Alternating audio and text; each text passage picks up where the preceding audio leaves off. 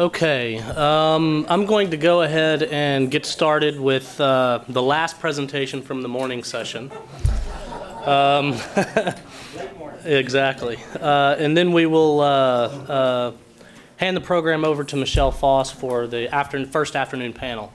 What we're going to do is I'll go ahead and make the presentation. I'm going to gloss over quite a few slides here. They're really in there because the presentations will be available online, and if you're interested in going to the Energy Forum website, you can download it there. So it's more just informational type stuff about what we actually do with the world gas trade model that I'm going to be talking about today. But after I present, I'll go ahead and field questions, and then we'll move on from there. And I know there are a few people still out in the comments here, and somebody told me that people are still walking around campus. It's such a nice day, so hopefully they'll be wandering in here shortly. Okay.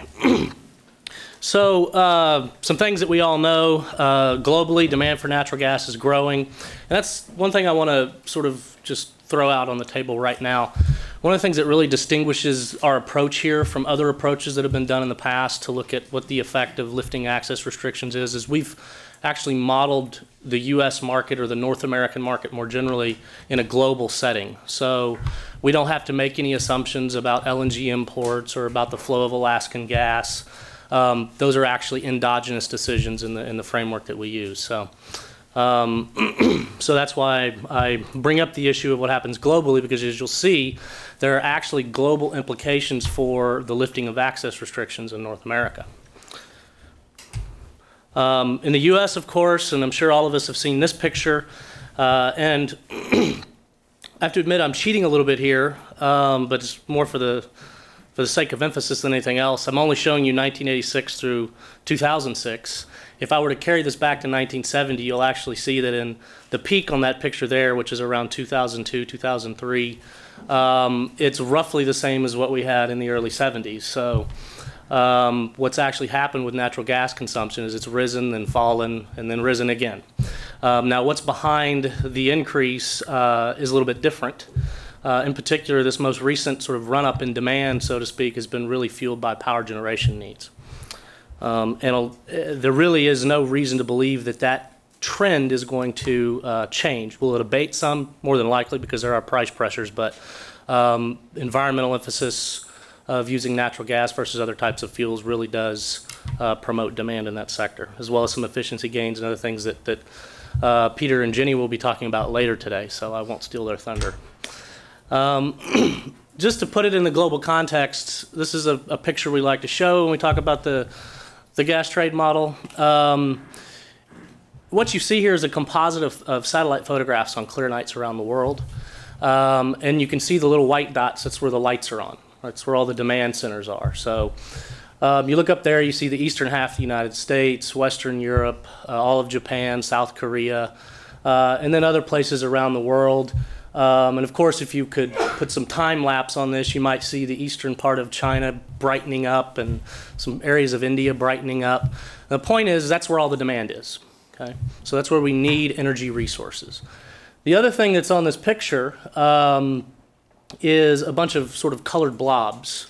And I know that's probably the best way to describe them, but you have going from bright red down to a something you almost can't see, which is sort of a purplish color on the picture. Well, the brighter the color, the more intensely endowed the region is with natural gas resource. So the one thing that stands out once you know that about the picture is the brightest, biggest red spots are nowhere near where the lights are on. Right? So presents a challenge. In particular, it really speaks to the fact that international trade in natural gas is, well, it's happening, right? But it's likely to accelerate. The other thing that's striking about this is, and this is really why this is really one of the fundamental or the principal uses of the model for us here at the Baker Institute, is that those big bright red spots are in areas where we don't necessarily associate those areas with secure sources of supply. Certainly not like we would the Gulf of Mexico here. Right, or our neighbors to the north in Canada. So it highlights the fact that geopolitics is likely to become an ever important part of global natural gas markets. And actually, there's one thing I like to point out. Let me see if I can't get this. For those of you who've seen me use this slide, you already know what I'm going to say, but this is South Korea right here. And we all know that South Korea is not an island, right? But look, there's a big black spot above South Korea, right? So this really speaks to the fact that politics can get in the way of infrastructure development and energy use. I've basically said all this, excuse me. But the one thing that I want to highlight, because it's actually a key point of the study, is that because you have this concentration of resource, it's likely that over time, as demands continue to grow and use of natural gas continues to increase, you'll see a concentration of supply. And that leads one to ask the natural question, is it likely that something like a gas OPEC could form at some point in time in the future, or just a producer's cartel, right? And I'm going to address that at more length as we move on. The study aim, so what were we after here? We're after really, just in general, what is the effect of lifting access restrictions in North America? Okay. What is the effect on primarily the North American market, the North American consumer? What does it mean for reliance on imported natural gas? Those sorts of things. Because certainly you can imagine, and this is what sort of we went into the scenario analyses with, if you can improve access to these relatively low-cost resources, right, particularly in the OCS, the areas that are restricted in the OCS, areas that are restricted in the Rockies. Basically what you do is you shift the supply curve out for natural gas domestically. Okay? If you can do that for a given level of demand, you should drive down the price. Okay? So that's sort of basic economics 101, right? If we shift the supply curve out for a given demand, price goes down. Now, one thing we were expecting going into this was to see, price impacts that were greater than what I'm going to show you. And that speaks a lot to the dynamic nature of the modeling framework that we use. In particular, the model we use allows for investments to occur, and those investments are made against an expectation of all future prices. And one thing that happens if you lift access restrictions is expectations are altered, and so investment behaviors change as well. Okay, and so you'll see that as we move forward. So what are the access restrictions in the U.S.? We relied on a couple of two main sources really for the information that we input into the model. We used the MPC study from 2003 because they actually reviewed a handful of other studies that had looked at the effect of resource restrictions on the availability of potential reserves in various areas around the United States, primarily focusing on the Rocky Mountains. So it was really the most comprehensive, at that point in time, study of lower 48 resources that are off limits that are on shore. Okay? And they included not only things that were federally just outright prohibited, but things that had conditions of approval type restrictions. So the idea there was, if you had various regulatory tools at your disposal, say an environmental group didn't want development to occur in a particular area, they could actually use these tools to block development, basically by tying things up in courts or just making it virtually impossible by creating extended delays for companies to actually access various areas. Beyond that, of course, we have to think about the OCS. The MPC had an assessment of the OCS, but it wasn't as detailed as what was recently released just last year by the MMS. The MMS, as part of the Department of Interior, was mandated to look at resources of natural gas and crude oil, actually, but resources that are available or could be available in areas that are currently off limits. And this was sort of a sea change in policy. This came about as the result of the Energy Policy Act of 2005, because prior to that point, they weren't even allowed to assess the regions. Okay, so more information is always good, so that was certainly a good thing. And so we use that information, and this is basically a really quick summary of what is off limits. You can see up there on the map the OCS, Eastern Gulf of Mexico, 3 regions, the Atlantic, 3 regions of the Pacific. And actually the Pacific is broken up into 4 because California is 3, but I've lumped Central and Northern California into 2 basic regions. And the idea there is if that stuff were to be developed, it would basically come up through the same line of infrastructure. So But everything else is pretty much separated, and in fact, it's separated in the assessment by water depth. So you can actually assign different cost structures to different types of developments, and so we've taken care to do that as well. The Eastern Gulf of Mexico is the largest single block, and some of that has actually been recently opened as a result of, now I've forgotten the name of everything, but the Gulf of Mexico Energy Security Act, that was what it was, which opened up actually about 8.3 million acres for leasing in the Eastern Gulf.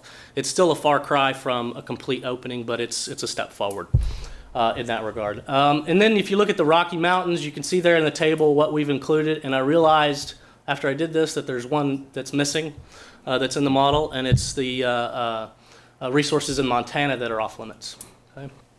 But you get an idea of the scope in terms of magnitude of the amount of resource that's actually missing, and it's on the order of about 150 TCF if you include the resources in Montana. Okay, 150 trillion cubic feet. So we use this in the Baker Institute World Gas Trade Model. You might have heard me refer to this as the Rice World Gas Trade Model. Those are really interchangeable terms. But basically what that is, it's a framework that's dynamic, and not dynamic in the sense that, you know, demand next period depends on demand last period, and production next period depends on production last period. It's dynamic in the sense that investments are made in a dynamic setting. Okay, so investment behavior is actually modeled in this type of a framework, so that you look forward, you make an assessment about whether or not a particular project will be profitable, and you execute based on that assessment.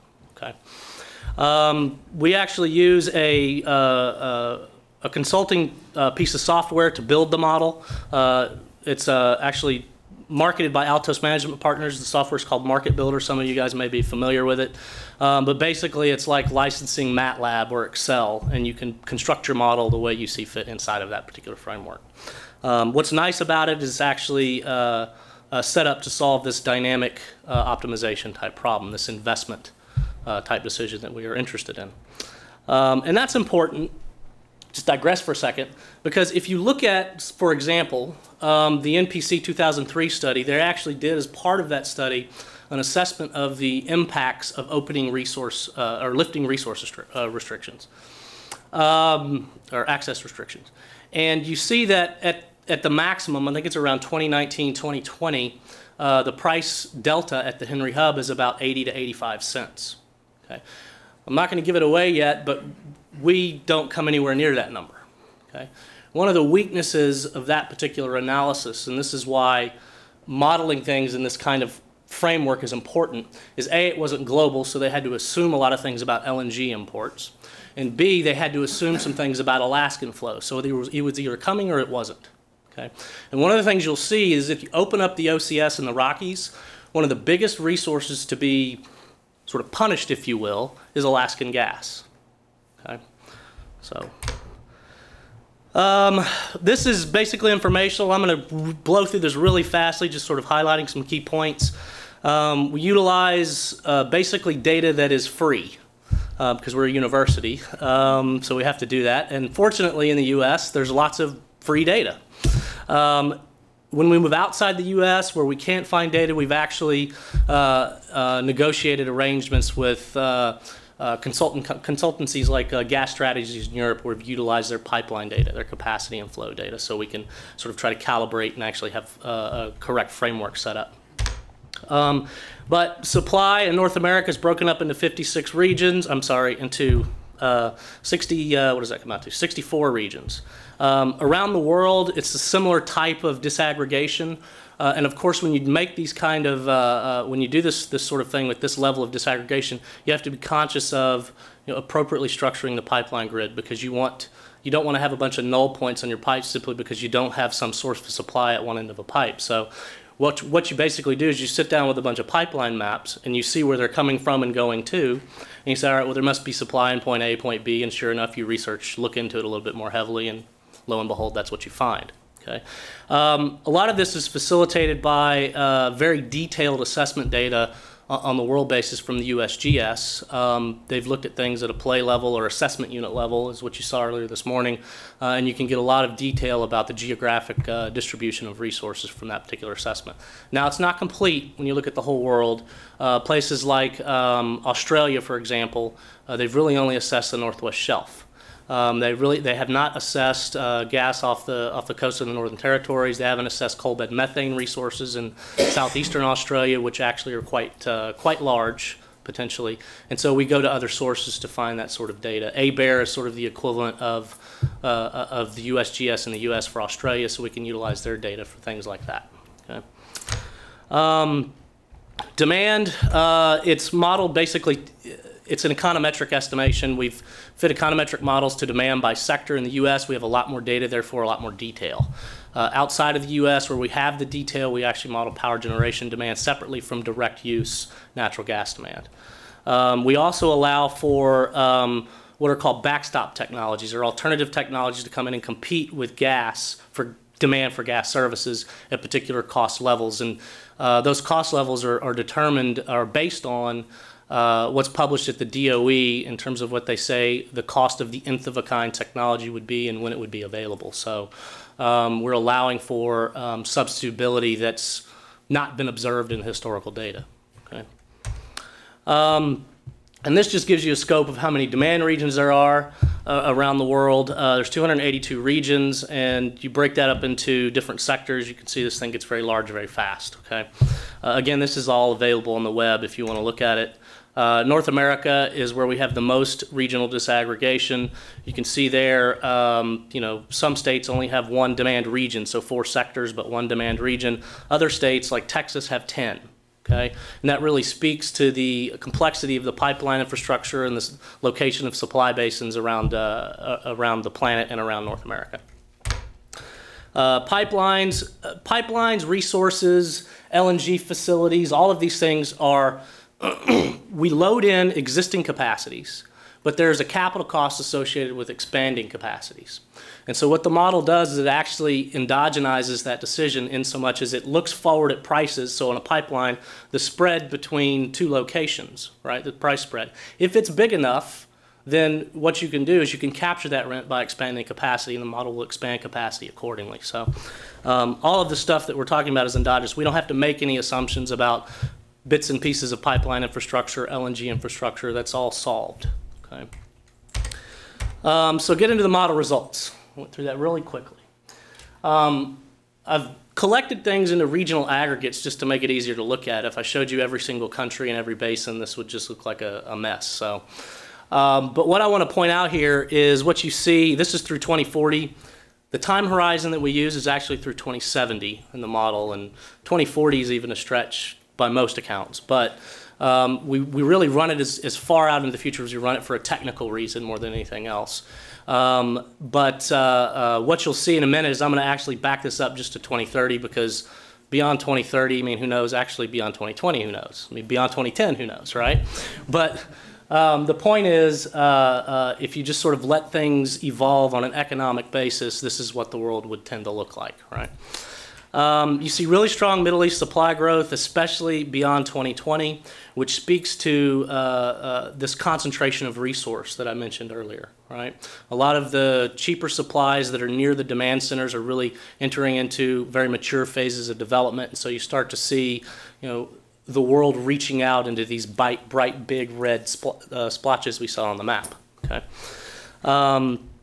Russia maintains a really strong role now and into the future. It does lose share in terms of supply, but it's still a very important provider of natural gas to Europe in particular, and increasingly into Northeast Asia. Demand, most of, the mature, what we think of as the traditional gas markets, they experience relatively strong growth on the order of 1 to 1.5% a year. Okay, where we get most of the growth though going forward is in these non-traditional markets. So markets in Asia like China and India. These markets tend to grow very fast, and we see growth rates closing in on 3.5% a year. You carry that forward for a long period of time, and of course the growth rates are actually higher in the near term than they are in the longer term. But you carry that forward and you see that Asia actually has a pretty big footprint on the global gas scene. Okay. Global gas trade, this is just basically a synopsis of net imports and net exports. You can see from the picture based on the colors who's expanding, who's declining, where the gas is going, that sort of thing. Okay. You can see in particular on the bottom, those are all the importers, that there's pretty strong expansion of imports into Europe and North America, okay, which is part of the reason we're here talking about this. So. Global LNG trade, a lot of that expansion into North America in particular is LNG, and that's precisely because you can't pipe gas from Russia into North America. You probably could, it just wouldn't make any sense, right? You can't necessarily pipe gas from the Middle East into North America. Okay? So that really leaves North America reliant on waterborne supplies.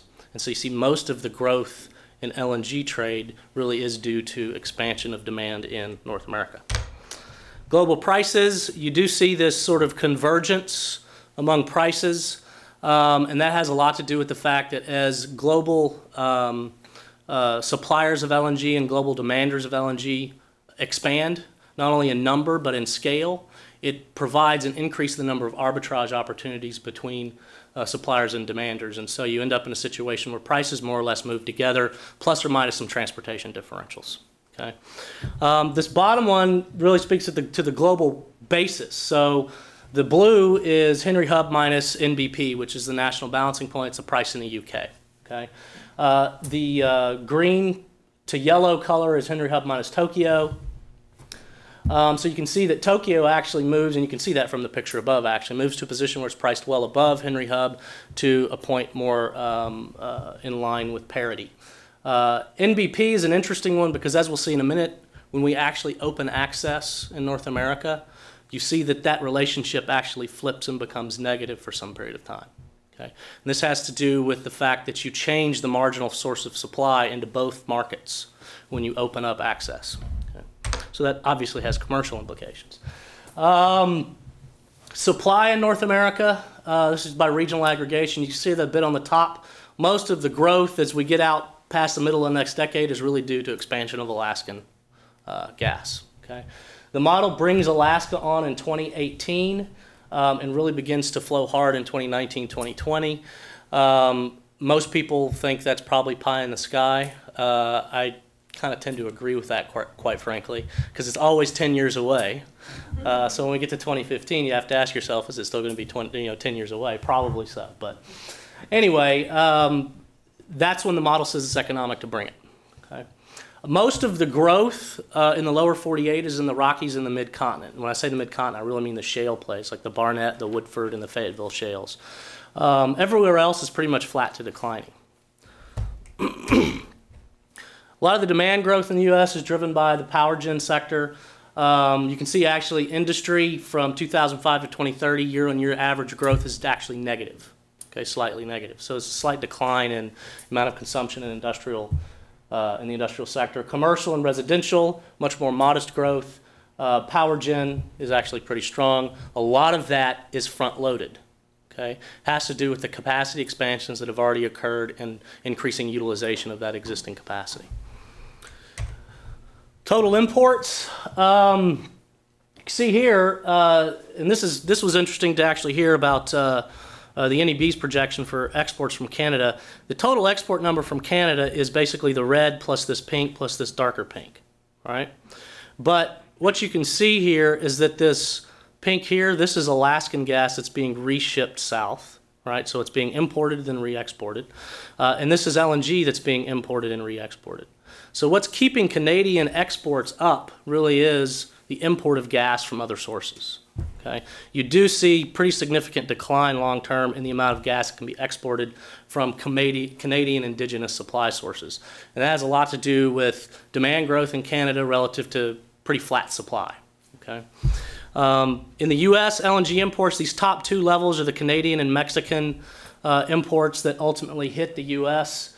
In Mexico, we're talking about the terminal in Baja and the terminal in Sonora. Okay, those are combined. And you see there that that number doesn't actually become positive until middle of next decade.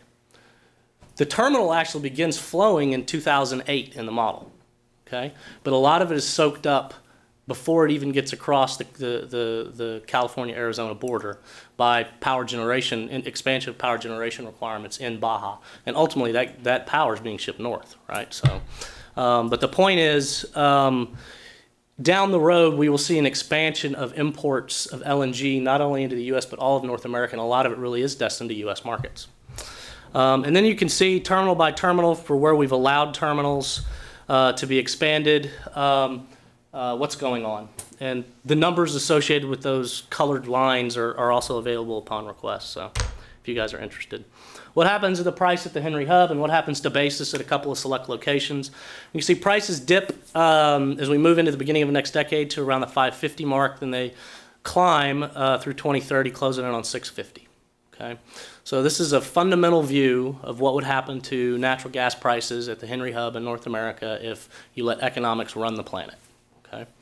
By no means am I going to say this is a projection, because if we were going to actually make a projection, we would like to sit down and think very carefully about some of the things we're allowing to happen, right? So just keep that in mind.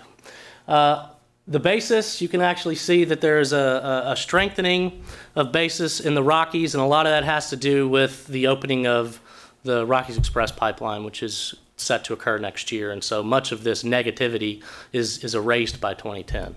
Okay, and because the model is a dynamic optimization type setting, you don't get any more bottlenecks in the Rockies because capacity expansions are anticipating the growth in supply. So you don't see this sort of fluctuation long term. No, that's not supposed to do that. Well, that's interesting. Well, this is just a summary of everything I just said, so I'll skip right on to the next one. Scenario 1, 2. So this is where we just take the reference case and we open access. So remember the map where we had the OCS resources indicated and the basins in the Rockies? Well, all that is available for development. Okay? And you can see here that there is a substantial amount of gas that is produced from the Atlantic, Pacific, and Eastern Gulf of Mexico OCS, as well as the Rockies. Right? It's a substantial amount of gas that's produced because that access is allowed. However, you see here that Alaska gas is pushed back significantly. Okay? That's not the only source of supply that's affected, however. LNG is also affected. Okay? You have to remember, if we're going to allow this access, it's going to reshuffle investment behavior at the margin, right? And it's going to change the outcome because the world looks completely different. Okay? So that's what's going on here. This is what happens to LNG imports, and you can see which terminals are actually affected the most heavily. There is a pretty big drop, actually, longer term in LNG imports, but when you compare that to what's actually happening with LNG market share, we're talking about in 2030, in the reference case, a market share that's close to 30% of U.S. demand, and that's inclusive of the gas that's being reshipped from Canada and Mexico. Okay? To a market share that's more on the order of 22%. Okay? So it has a pretty substantial impact in terms of the market share that LNG ultimately has. Okay. Now this is actually an issue that's raised in the report that's out there on the table. But one of the things you have to consider when you relax these access restrictions is that there's the potential for cannibalization here. Right? So if everybody that's behind Alaska, for example, is the same set of firms that would also be interested in developing the OCS, if we get too far down the road and they start to move too far forward with Alaska and then the OCS is opened, what happens? You've got tremendous fixed costs that have been borne, so what are we supposed to do about that, right? There's a stranded cost issue that we have to consider. Same thing with LNG, because the LNG terminals that are most severely affected are the ones near regions where these access restrictions, particularly in the OCS, are lifted. Okay?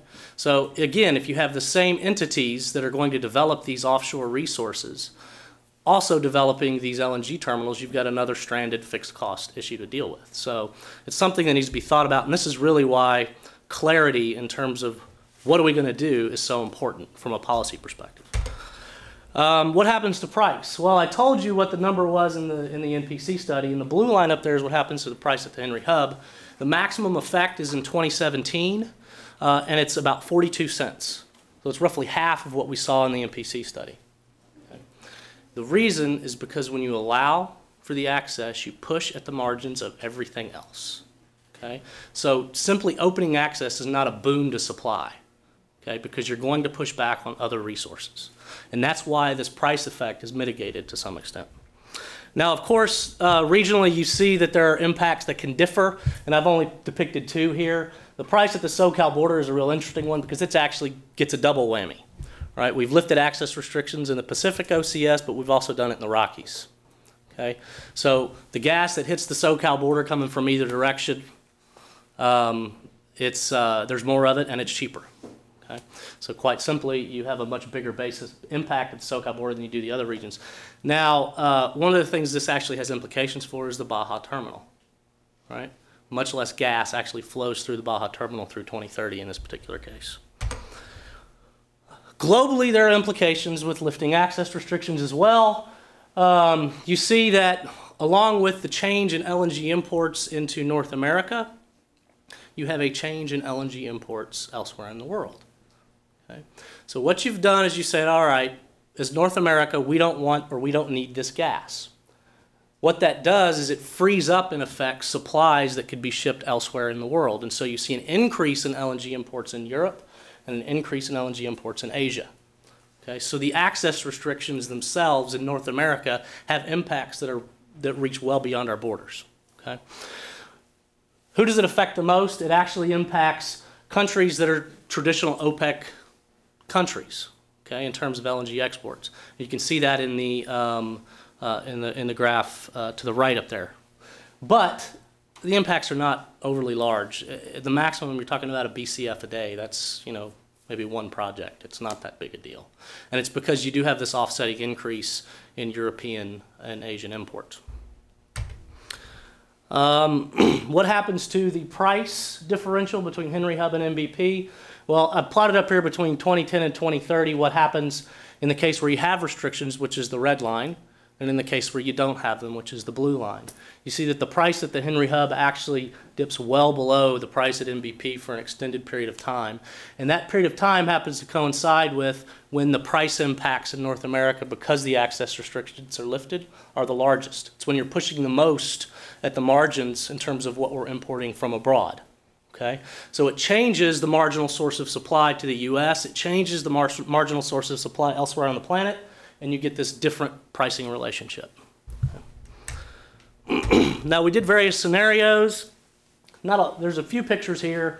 We ran scenarios where we had temporary disruptions in Middle Eastern supply. What if there's some conflict and some amount of supply is simply not able to flow? Well, to give you an idea of the magnitude, we did a case, for example, in 2020 where, say, for 2 months worth of supply from Middle East is just removed. Okay, that amounts to about 1.2 trillion cubic feet.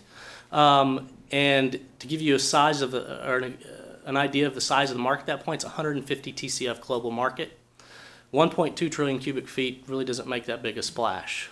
Okay, because what happens when you have that cutoff, you can pull at all sorts of different margins. Even though that may be just a little bit of gas, you can pull on those margins, and you end up mitigating the impact because of that. So you end up only with about a 20-cent impact at the Henry Hub. What's more interesting is what happens with flows. Europe can pull harder from pipeline sources like North Africa and Russia, which means that roughly of the roughly half of that 1.2 trillion cubic feet that flows into the Atlantic Basin, a large proportion of it actually flows to the United States, right? And it's just this sort of reshuffling of supply. Now, in general, in these cases, the United States is importing less LNG because there is a demand response because the price goes up, okay? So that does happen. As we move these disruptions either forward in time, so they happen earlier, they have even smaller impacts because the Middle East imprint on the global market is really not that great. As we move them later into time, sort of more towards 2030 than even 2040, they tend to have larger impacts because the Middle East imprint, as we saw from that, what was happening with Middle East supply, it's a much bigger proportion of global supply. The issue, though, when you move beyond 2030 really becomes Well, if I have these periodic disruptions, what is the potential for alternative technologies to come in and take market from Middle Eastern suppliers? And it actually grows very rapidly. Okay? So what you assume about the alternative technologies is crucial here. This is actually what happens to supply in the U.S. when you have a permanent disruption. So this is the idea, say, Middle East producers get together and form a cartel to limit output, okay, to try to influence or exert some market power. Well, the red is the net increase, so this is with Alaska subtracted, right, is the net increase in supply from sources in North America, in the U.S. in particular, when access restrictions are lifted.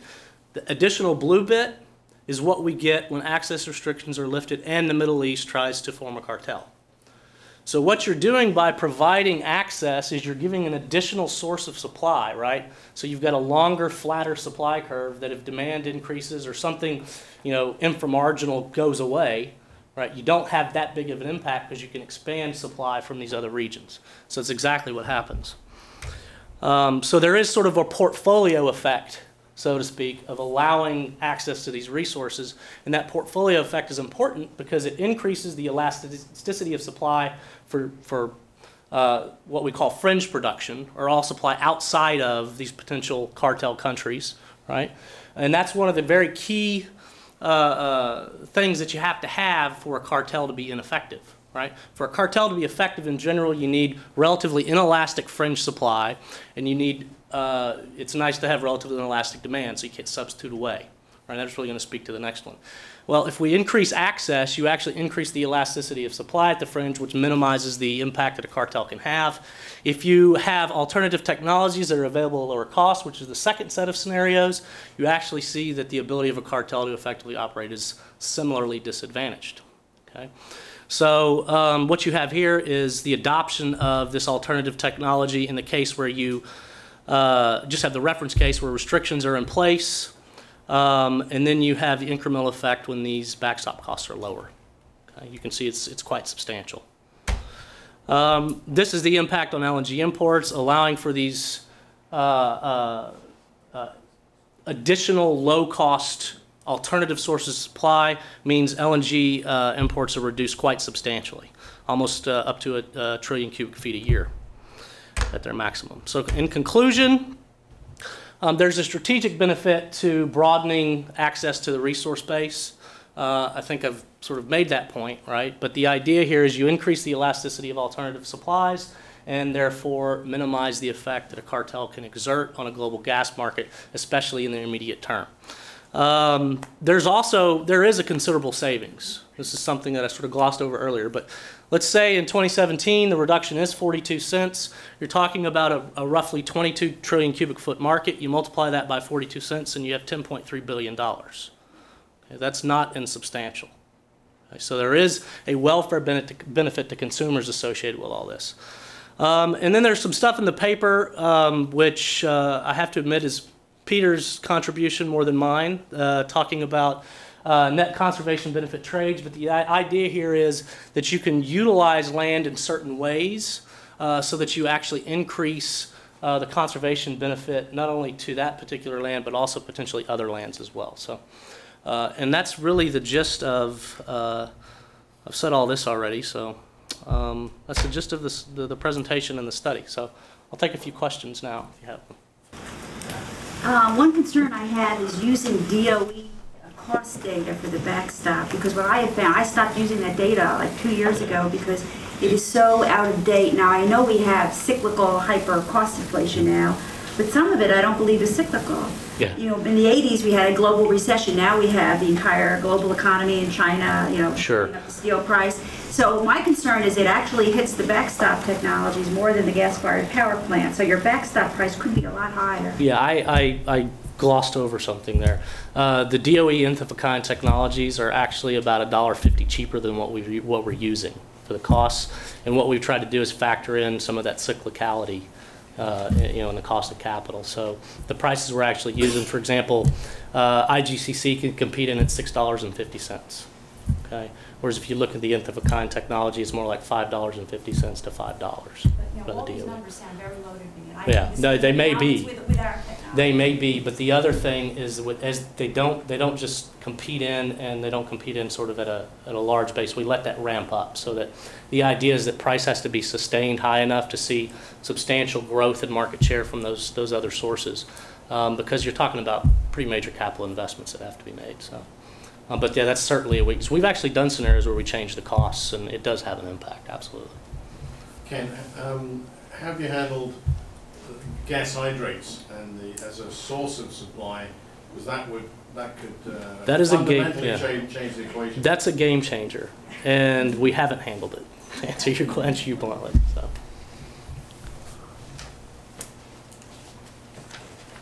Quick one. Did you look at gas quality for LNG, how it might affect the flow of LNG around? No, what we've done, it's sort of a fudge, okay? There's some efficiency loss associated with the value chain. And depending on where you're coming from, that efficiency loss can be greater or lower depending on what you have to do to the gas stream, to get it to be pipeline spec for the U.S., for example. So it's kind of a fudge, but it's really a nature of the approach we've taken, or an issue of the approach we've taken. Any thoughts on the like the bidding process, like when they just went out and did the offshore bidding this past year?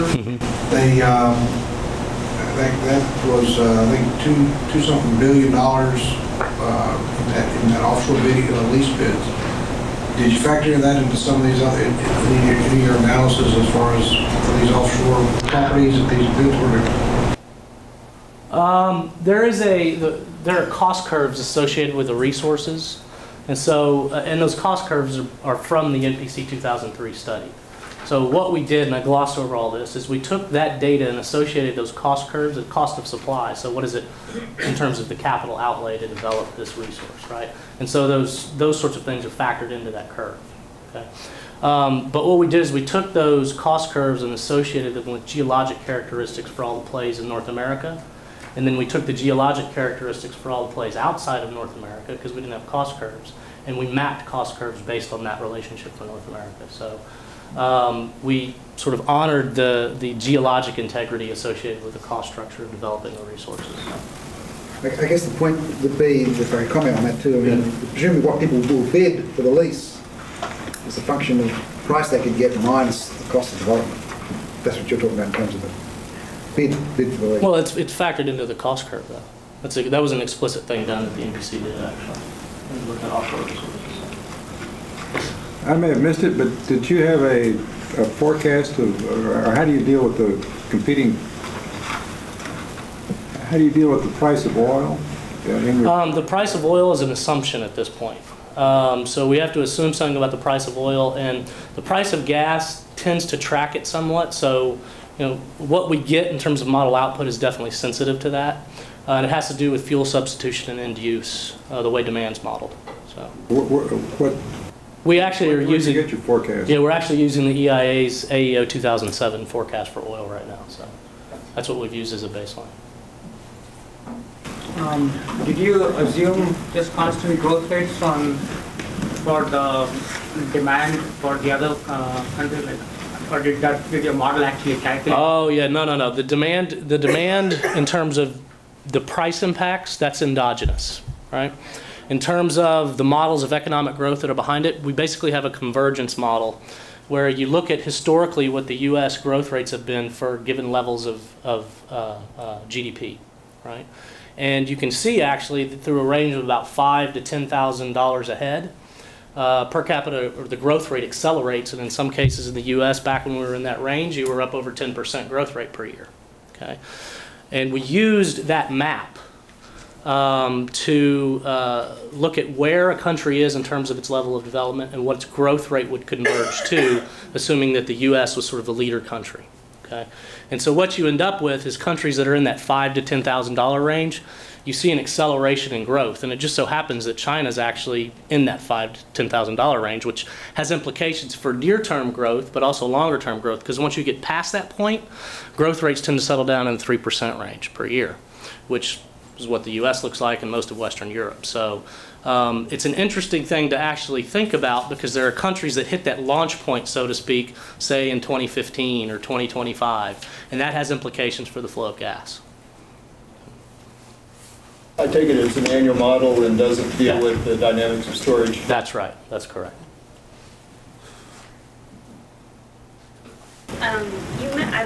I have your paper in front of me.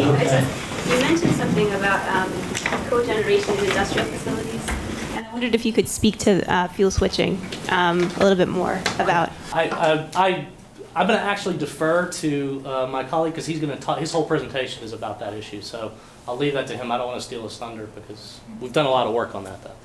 Okay. Was that it?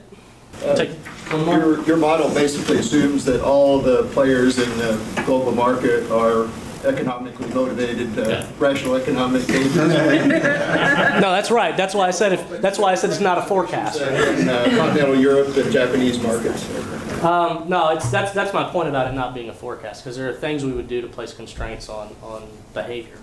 Right. We do have to some extent that incorporated because there are risk adjusted required rates of return for capital investments that differ by country. And without going into it, basically we used a risk index and mapped that into interest rates from the World Bank and applied that to countries around the world. It's a gas investment risk index. There is a little bit of modification, but we would certainly do more if we wanted to call this a forecast. Okay, with that, I'm going to hand everything over to Michelle. Okay. And it's your show to run.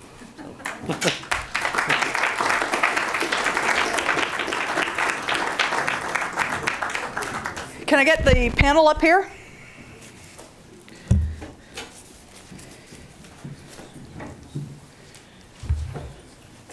Come up here, we can see the pictures.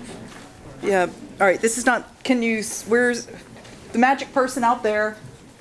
Where's the magic person out there? There was one that needs to come first.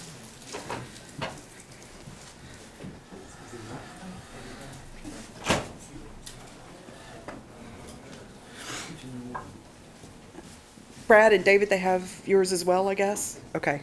All right. Presentation? Yeah. Yes.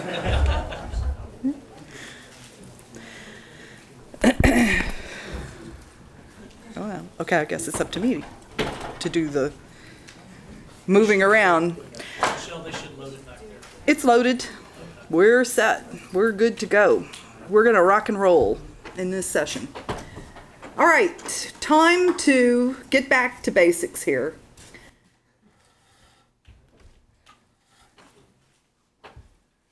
It's not that we don't like each other. Oh, they're doing it? Okay, all right. So I only do it when they're ready to do it. Okay. Anyway, we're very happy to be co-sponsoring the conference today. Originally, Ken had contacted me about providing a presentation on customer issues, and then we started talking about the agenda and who else, what other things related to the customer side of the equation everyone was trying to accomplish today. And I said, well, if that's what you want, then we have to have somebody who's engaged in the adventures in Florida these days, and we have to have somebody who can talk about what the different options are for industrial customers.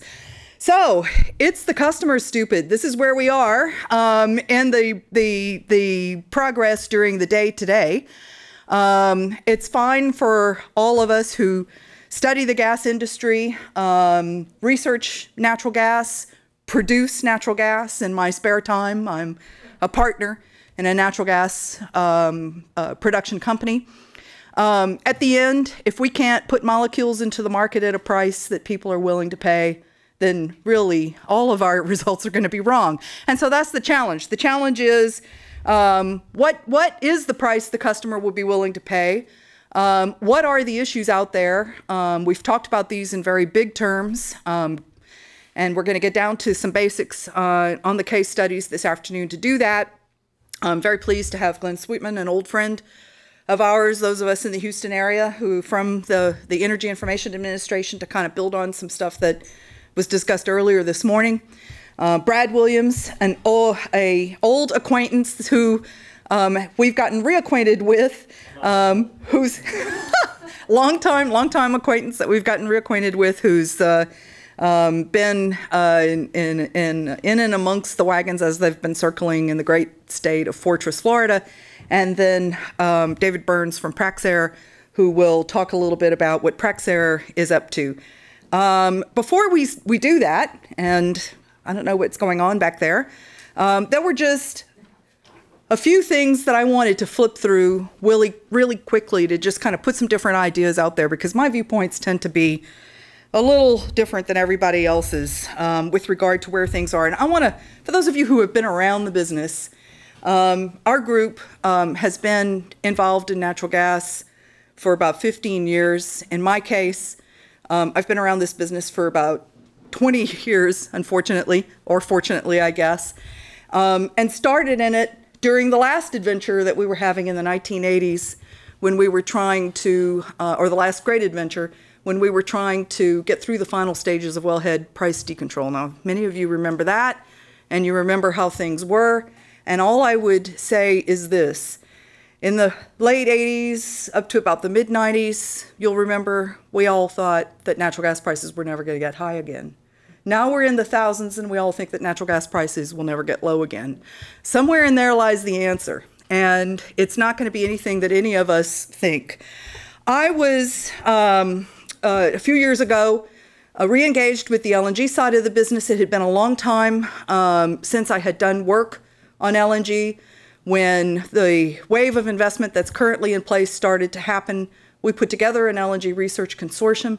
Our materials have been widely used. I just wanted to let you know about that and give you the website, and also to tell you that where we are in our thinking on this is a reassessment of local economic and community benefits associated with LNG siting. We've got enough projects in the works now so that we've been able to go through dockets and various bits of data to look and see what the experience has been and chart some lessons from that.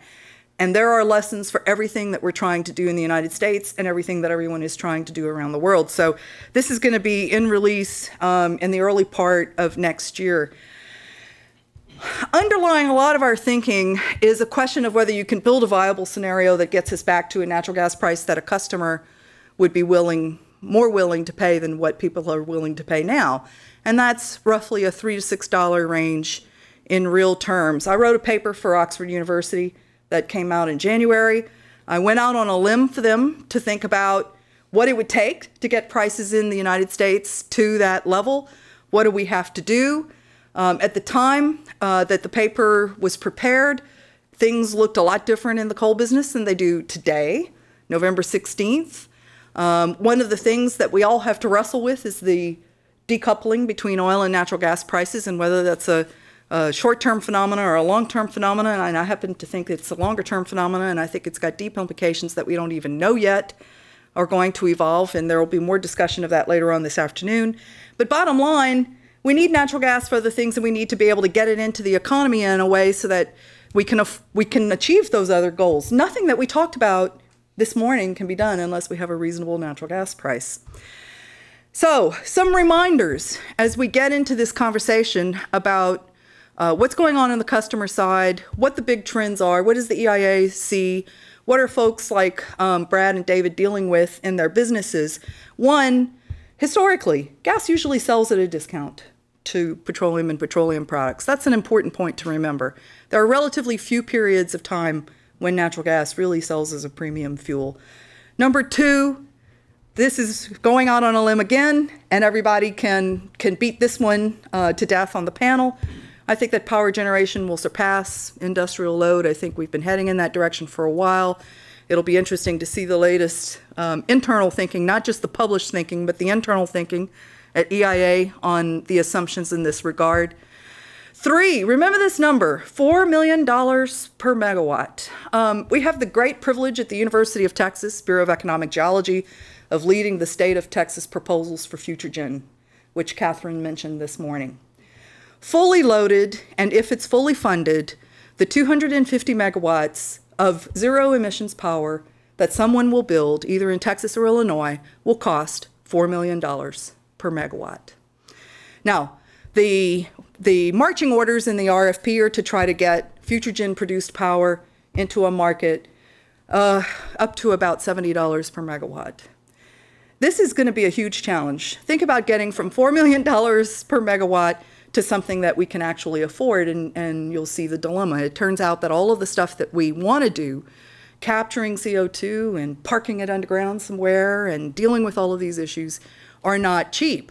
Now, the number that was mentioned earlier, what, $1,000 per megawatt for nuclear? 6,600 was her number. If you Okay, even $6,600 per megawatt does not, per kilowatt. or per So kilowatt, 6.6 okay. million. Okay, 6.6 million, so then that would be a roughly fair estimate if you include all of the federal liability absorption for nuclear waste disposal and waste treatment. In Washington this week, in private conversations, what I heard was exactly what I would expect to hear. If we're really going to do coal and CCS, then maybe we need something like the Nuclear Waste Disposal Act of 1982, but we have to actually implement it, meaning we have to get the federal storage sites and we have to deal with liability. And the politics around that, I think, are extremely adventurous. If not coal, then what? That's the big question. We dispatch natural gas at higher prices. We've been doing it. It's a lot nicer to dispatch gas-fired generation at lower prices. We have an interesting little 2-year test between 2005 and 2006. It's just a lot more comfortable if you have some breathing room in your feedstock cost, your fuel cost, to sell that power. And that's just the reality of the gas generation business. We have a lot of resources out there that's been discussed today. These are the cost curves, the supply curves from the report that nobody read, according to John Walker, the last NPC natural gas supply study that was released in 2003, 2004. Even if you shift those cost curves out, the supply curves out and up to reflect any assumption that you might have about higher costs, we still have a resource base here. We've talked about that. And we still have a lot of resource that we can produce at lower cost if we focus on how to get it. LNG, we're developing the options. We talk about optionality in the LNG business all of the time. Within that red circle is everything that's under construction, and the black lines are the EIA outlooks for daily send out. We're building more than we need. We will have on the ground on the Gulf Coast more than we need. We have one project that is not in your list, interestingly, Golden Pass, which alone, it is, okay, I didn't see it. Alone, that's 4 BCF per day, and the government that is involved in that contract wants to try to deliver as much gas out of that facility as they can. So if you think about upwards of 10% of US gas supply from one supplier at one facility, that's a kind of an interesting thing to think about in our gas market. And so I'm not sure that any of the things that any of us are really thinking about how LNG might play out in the future are really, or can really be fully dealt with at this point in time until we start operating these facilities and determine how to best to operate these facilities in the most optimal way. Now, we've all been talking about how expensive LNG has gotten again. This is our own cost estimate, hasn't really been released publicly widely. We've had a reversal in costs. This does not include feedstock. So if you include all of the things that governments have been trying to do to get some of the premiums out of the gas market, clearly this is an expensive business. But you have to remember, we're building larger scale facilities as well.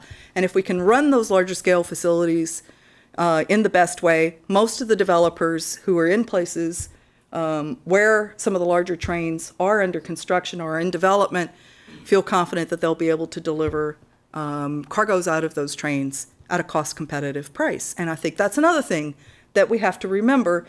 Yes, we need people. Yes, we have shortages of everything. Yes, raw material costs are higher. But economies of scale, technical economies of scale are an important consideration. Now, finally, we will be moving cargoes around a lot. We have been moving cargoes around a lot. It turns out that it really doesn't take that much of a differential in prices in the Atlantic Basin between the United States and Europe to shift cargoes around. When I was in Japan a couple of weeks ago, pointed out to the Japanese they're doing a good job of leaving money on the table with their oil-indexed contracts, and they know that.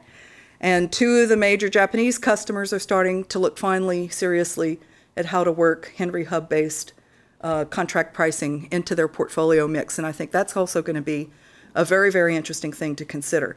So those are my flashcard 10-point summary items to kick off this discussion. Let's see where we go. Unlike the previous panels, what I'm going to ask everyone to do is put your stuff out there, go through your presentations, and then we'll take some questions, answer, and discussion after that, because I think the mix of things that come from all three of you are going to be very interesting for everyone to hear. So Glenn?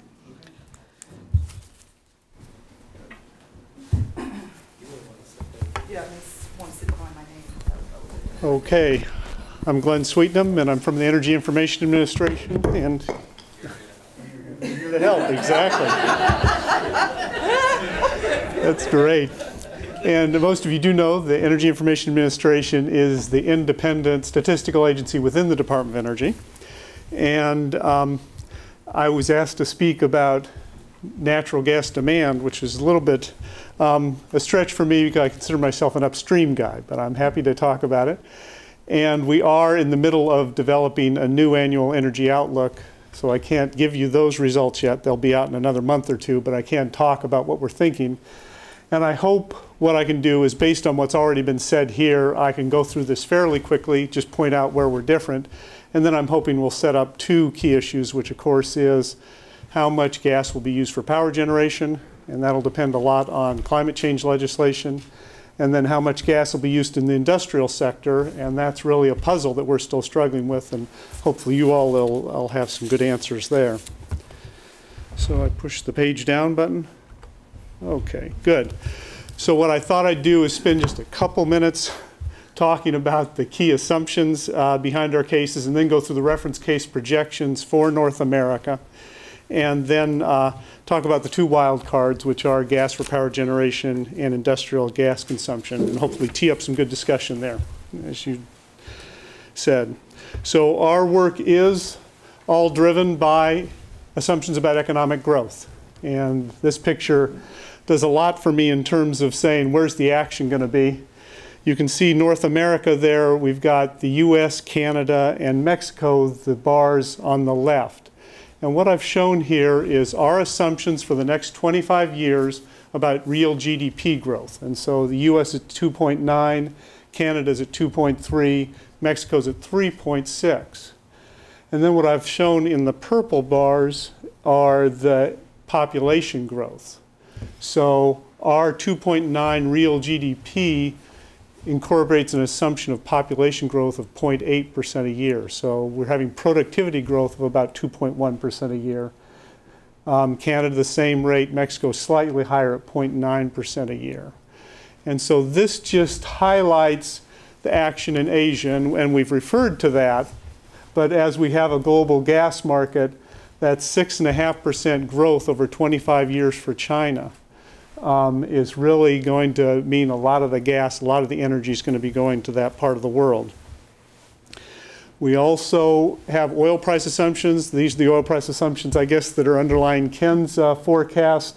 This is in 2005 dollars, declines from current levels down to about $50 a barrel real middle of next decade, and then rises to almost $60 a barrel. The subsequent year, I also just show that in nominal terms. So in terms of dollars of the day, we get up to $95 by 2030. The gas prices associated with that, now these are the Henry Hub prices, declining from current levels down to high $5 or low $5, excuse me, and then up to almost $6 by the end of the time period. So prices that are reasonable based on sort of what we've been talking about, coming down from the current high levels we have right now to something we think is closer to equilibrium. So what's the total energy consumption picture look like? So this is not just gas, this is all energy by sector. And this comes from an International Energy Outlook that was released in May. And we can see then for North America, the most growth is actually in the commercial and transportation sectors. in terms of percentage growth. I have percentage growth along the bottom with commercial growing at 49% over that time period, that 25-year time period, and transportation growing 41% over that period. And not as large a percentage of increase in industrial, but the industrial growing strongly also. And so this is driven by the economic assumptions. And then we look at the fuel mix. And of course, this is the result of the modeling. At these high oil prices, we see a decline in share for liquids. So very strong demand growth for oil and liquids, but as a share of total energy, it declines. And then this will be the one that's controversial, is natural gas actually losing share from 24% down to 23% over the period and being picked up by coal. So in our projections, we don't have any climate limitation legislation in our projections. So that's what's going on there, and we'll talk about that a little bit more. Renewables and nuclear are both growing, but nuclear not growing fast enough to keep its share, and renewables growing a little bit faster, and so gaining a little bit of share. So let's look at natural gas then. This is in quadrillion BTUs. All of North America, over this 25-year period, we see a 29% increase from 28.5 quads up to 36.8 quads. And what I find is interesting is in our reference case, sort of the order of magnitude of the increase in all three countries is about the same. So very different percentage increases. Canada growing 54%, Mexico growing 137%, the US growing only 17%, each of them growing about 2 to 3 quads over this period. So if we look at each country by sector, here's the US, and you can see the most of the growth is actually in the commercial sector in terms of percentage basis.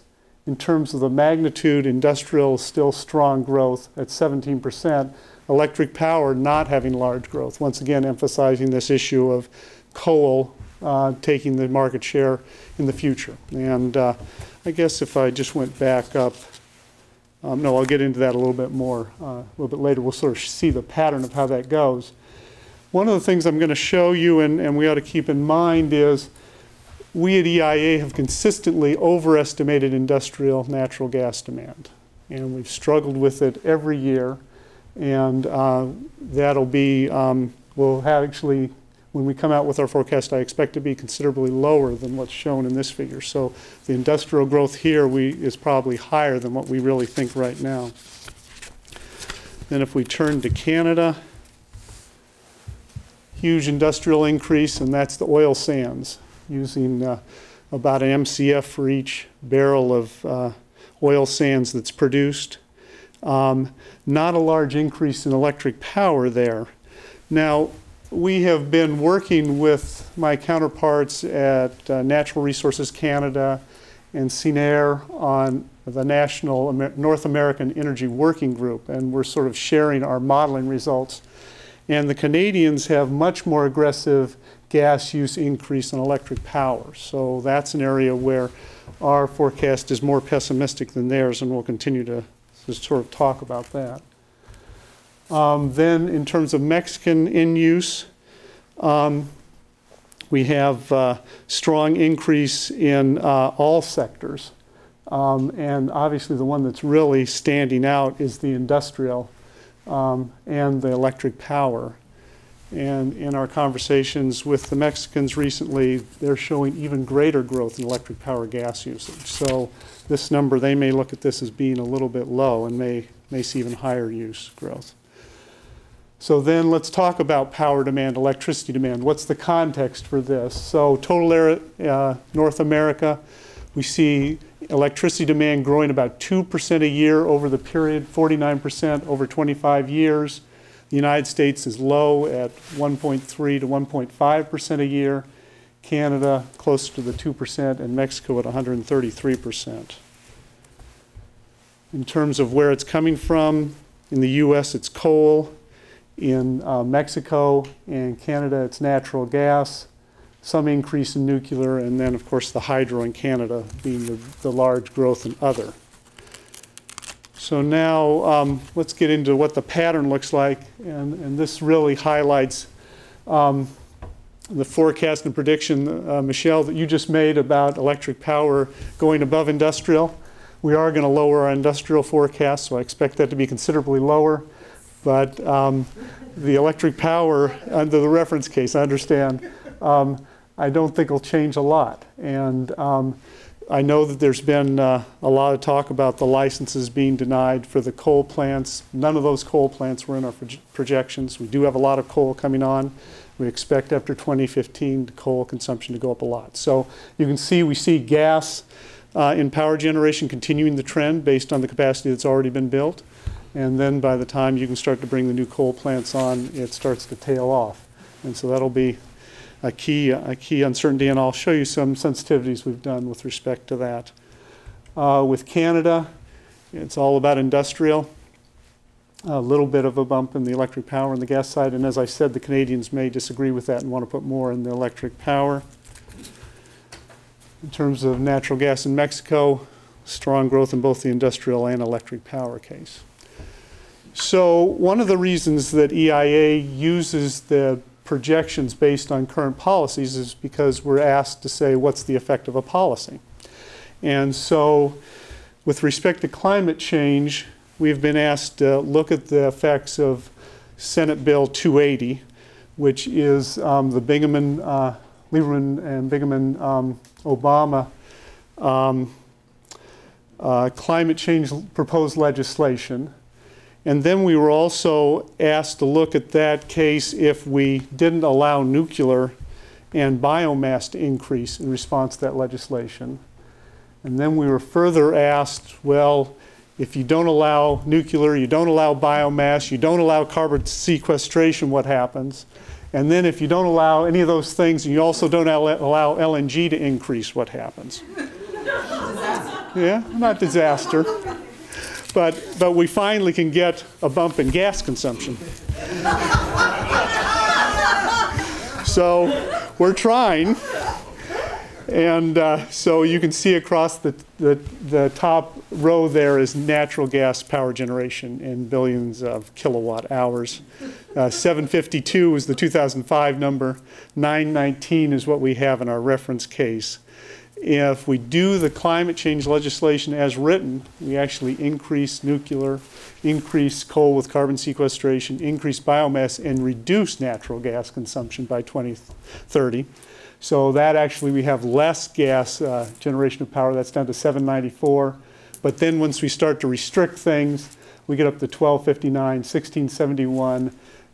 So a big increase in power generation from gas, and it drops off a little bit if we don't allow LNG imports. And you can see in units you're more used to, the TCF are right here, 26 TCF for the gas, getting up to 27, almost 30 TCF for gas if we restrict the other options. The price for permit for coal goes up to $50 to $60 per ton, and the gas price goes up from our reference case 644 up to as high as $8 in MCF. So that's really the name of the game from our perspective. We continue to look at it.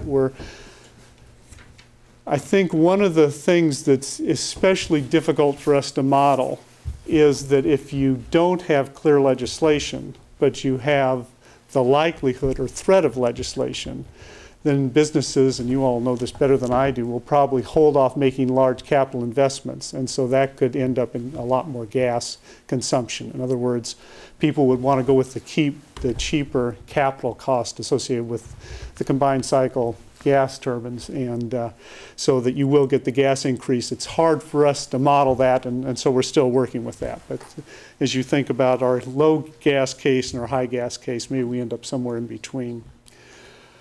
Looking at industrial then, and this is just 30% of the gas is industrial. We do look by sector, and we've looked at all these industrial sectors, the gas-intensive sectors, and tried to then look at output from those sectors and correlate it with gas consumption. And I have to say that we have not found an answer that we're happy with. So I'm hoping that we'll see something else this afternoon that you'll like. And this sort of summarizes it all. So I don't want to take too much time. But this is the gas-weighted industrial output. So this is real output, is the blue squares. So 1994 up to 2000, nice strong growth in industrial output in these gas-intensive industries. We have the recession, things go down to 2003, and then we head back up again, sort of on the regular trend.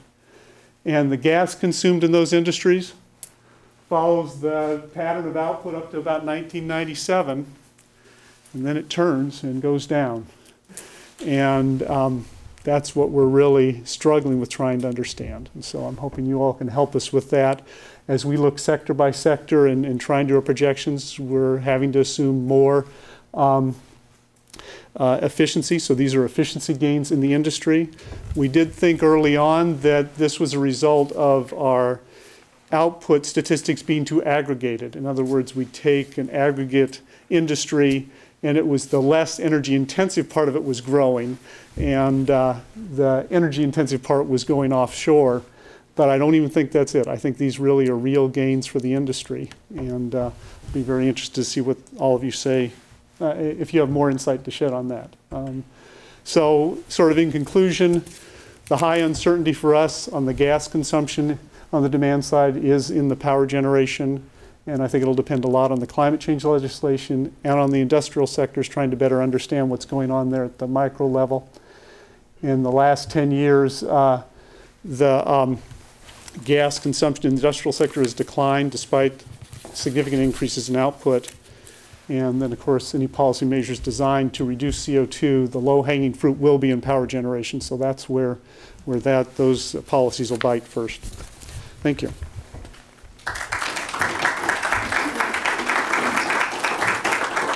Yeah, can we make a quick switch? Do y'all mind? Let's let David go first so that we can close up with the Adventures in Florida politics. Does that work for you all? So, all right, guys in the back room there. Can they do this in the... Yeah. Let's see if they go the right place. Yep, there you are. Excellent.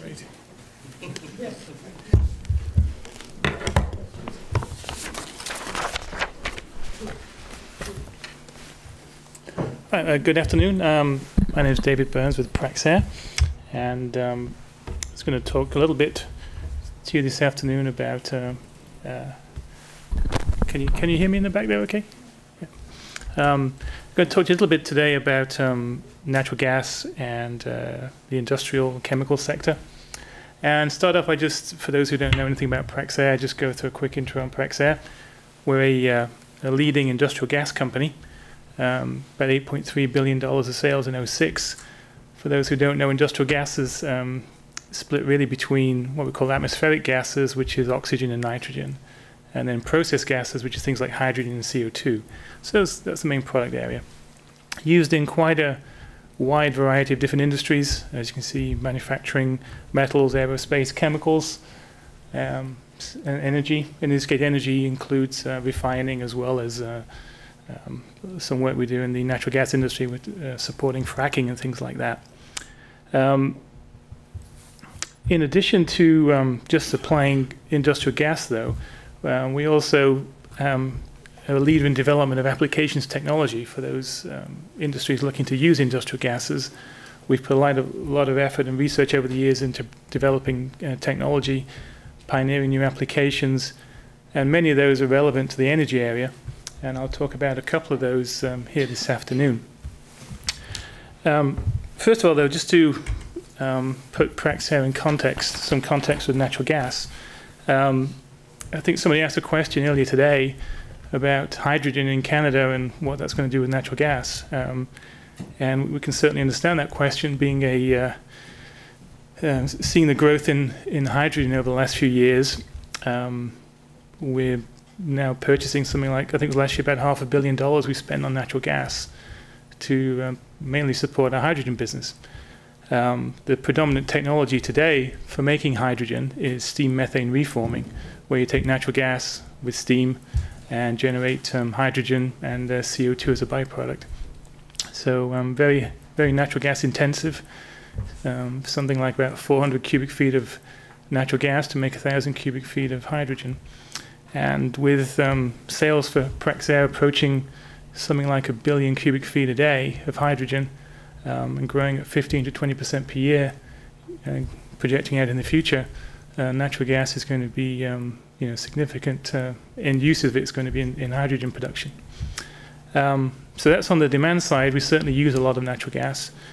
On the end use side, though, a lot of our customers also obviously use natural gas, and it's created some opportunities for the technologies we've developed over the years. For instance, when we were siting SMRs, because they usually go next to a refinery, there's a big impact on the fuel gas system and on the steam system as well within the refinery, and we developed some capabilities for doing optimization and energy system integration with the refinery.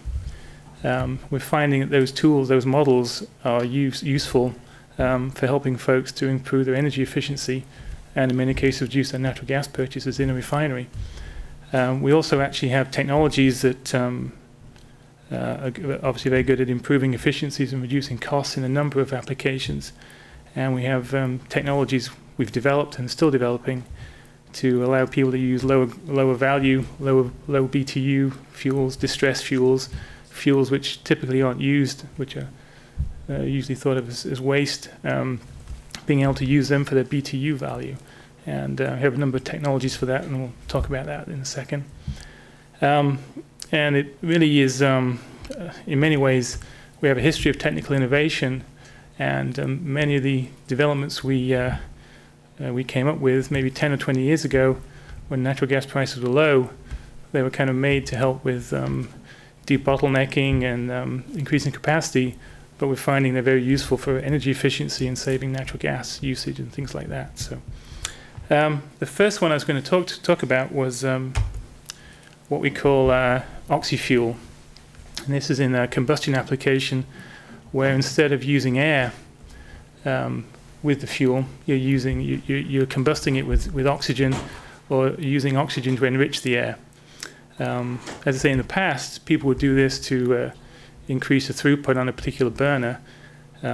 You get a reduction in emissions along with that, usually NOx and CO as well as particulates. And if you're designing it in the first place, you can usually end up reducing your capital cost. The big driver today, though, is people looking to go to oxy-fuel as a way of increasing fuel efficiency, reducing the amount of natural gas used.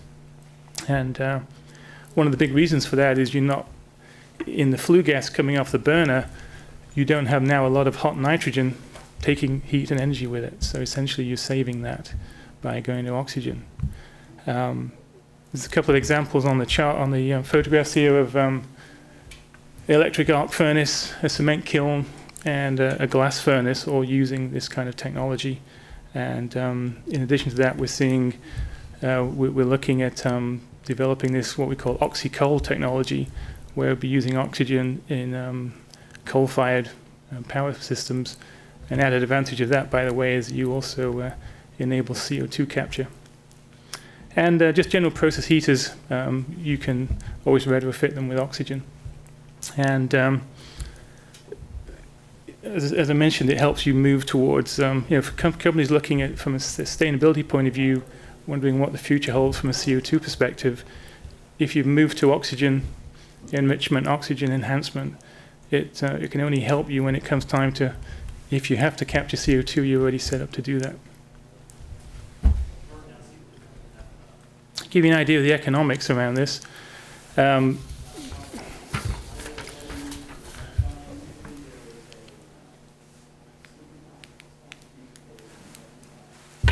This doesn't look like it's bright enough to get through the glare here. Anyway, in the steel stove oxygen application, you're looking at saving about 14 million BTUs per ton of oxygen used. So in a typical steel system, usually about 150 tons a day of oxygen required. That equates to about 750 million cubic feet per year of natural gas that you save, just in that one application. Moving down the list here, in a reheat furnace, typically about 200 tons a day of oxygen you'd be using. you'd save about 650 million cubic feet a year of natural gas in a glass system. Oh, thank you very much.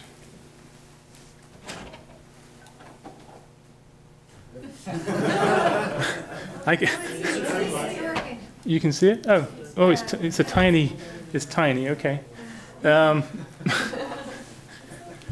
In the glass preheat, where you're saving about 5 million BTUs per ton of oxygen, typically about 150 tons a day is the size of a typical glass system of oxygen. And that's about 270 million cubic feet of natural gas.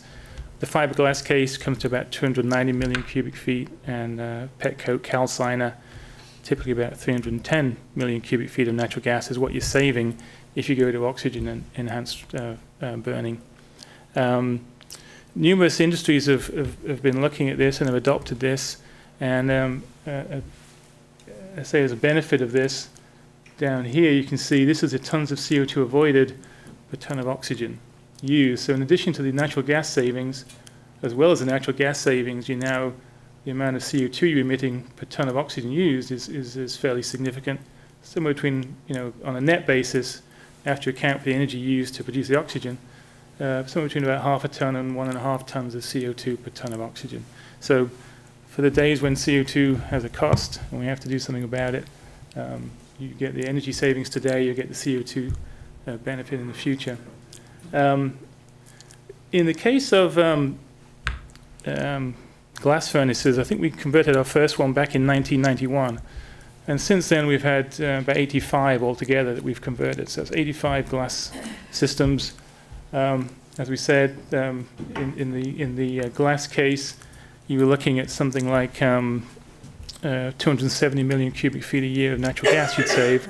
So it's a significant amount of natural gas per year that's being saved just in that one industry there. And that's obviously since it's 91. We're estimating something like about 25 billion cubic feet per year of natural gas saved in that industry alone. Unfortunately, we're not the only ones to do this, so that's our 85 plus the rest of the conversions account for about 37% of the glass industry today. So just by way of example, gives you an idea of the order of magnitude involved there. Moving on to another application, a little more obscure perhaps. Hydrogen is typically used in refining for improving fuel quality. You have to meet ultra-low sulfur diesel specs, etc.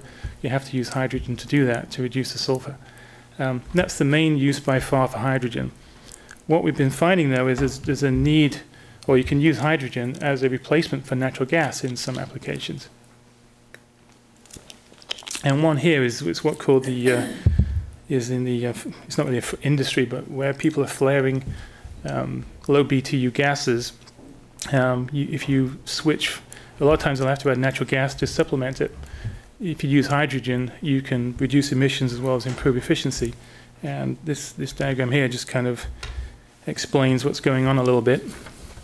You can, if you have a waste gas, say, low BTU value, maybe about 30 BTUs per cubic foot. It's got some VOCs in it, mainly inerts, nitrogen, things like that. You need to flare that. The EPA requires that you would have to supplement that with a fuel and this depends on the burner size and the velocity of the gas coming out of the flare. But you'd have to supplement it with a fuel to get to about 200 BTUs per cubic foot. If you're using natural gas, it's obviously significant use. Alternatively, the EPA says that if it has 8% by volume of hydrogen in that stream, you don't need to supplement it. So instead of supplementing with natural gas, you supplement with hydrogen. You can significantly reduce the amount of natural gas used in that flare. And we're estimating in the US there's something like about 40 to 60 billion cubic feet a year of natural gas used today to assist, to enable you to flare these kind of streams. Obviously, natural gas is a significant expense. What we've been looking at is if you were supplementing with hydrogen instead, the net natural gas consumption, and that's accounting for, in this case, if you take natural gas to make hydrogen, the net natural gas reduction for that same flare would be about 80%, resulting in about a 70% cost saving. And again, you get benefits from a CO and NOx and CO2 reduction point of view as well. So not the same scale as the oxy-fuel we talked about earlier, but just another example of technology being used to reduce natural gas usage. And maybe this is some of the hidden, or some of the losses that you were looking at earlier. So that was really my brief talk today, was just to give you an idea that, first of all, the industrial gases can be used to optimize energy efficiency and mitigate high natural gas costs.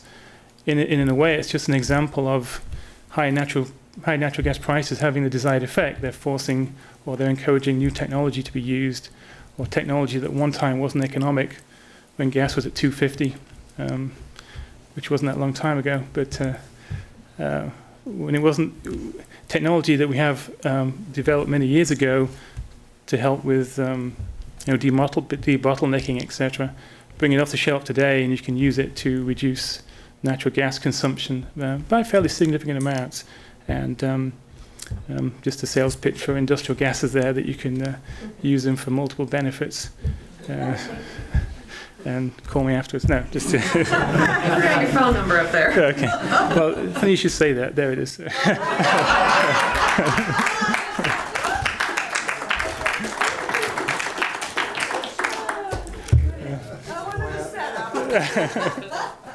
Anyway, I think I got back on time a little bit. So, thanks. Excellent, thanks. And then if we can bring up the last one, Brad Williams. No, he's up here. He's back. Stage left. That's right. That's right. By the way, one quick thing that I wanted to mention while we're loading up, we've gotten to know Praxair through our Gulf Coast Carbon Center at the Bureau, and it's really made an impression on me, the options that the heat side of the industrial customer base has. And that's been a big debate. Those of you who recall the work that was done to try to do a better job of looking at the demand side in the last NPC study, that was an active part of conversation. And I think that we've learned a lot from them, and I'm very grateful to Praxair for the coaching that they've done for me and people in my group over the years. All right, Floridian. Every governor wants a climate program.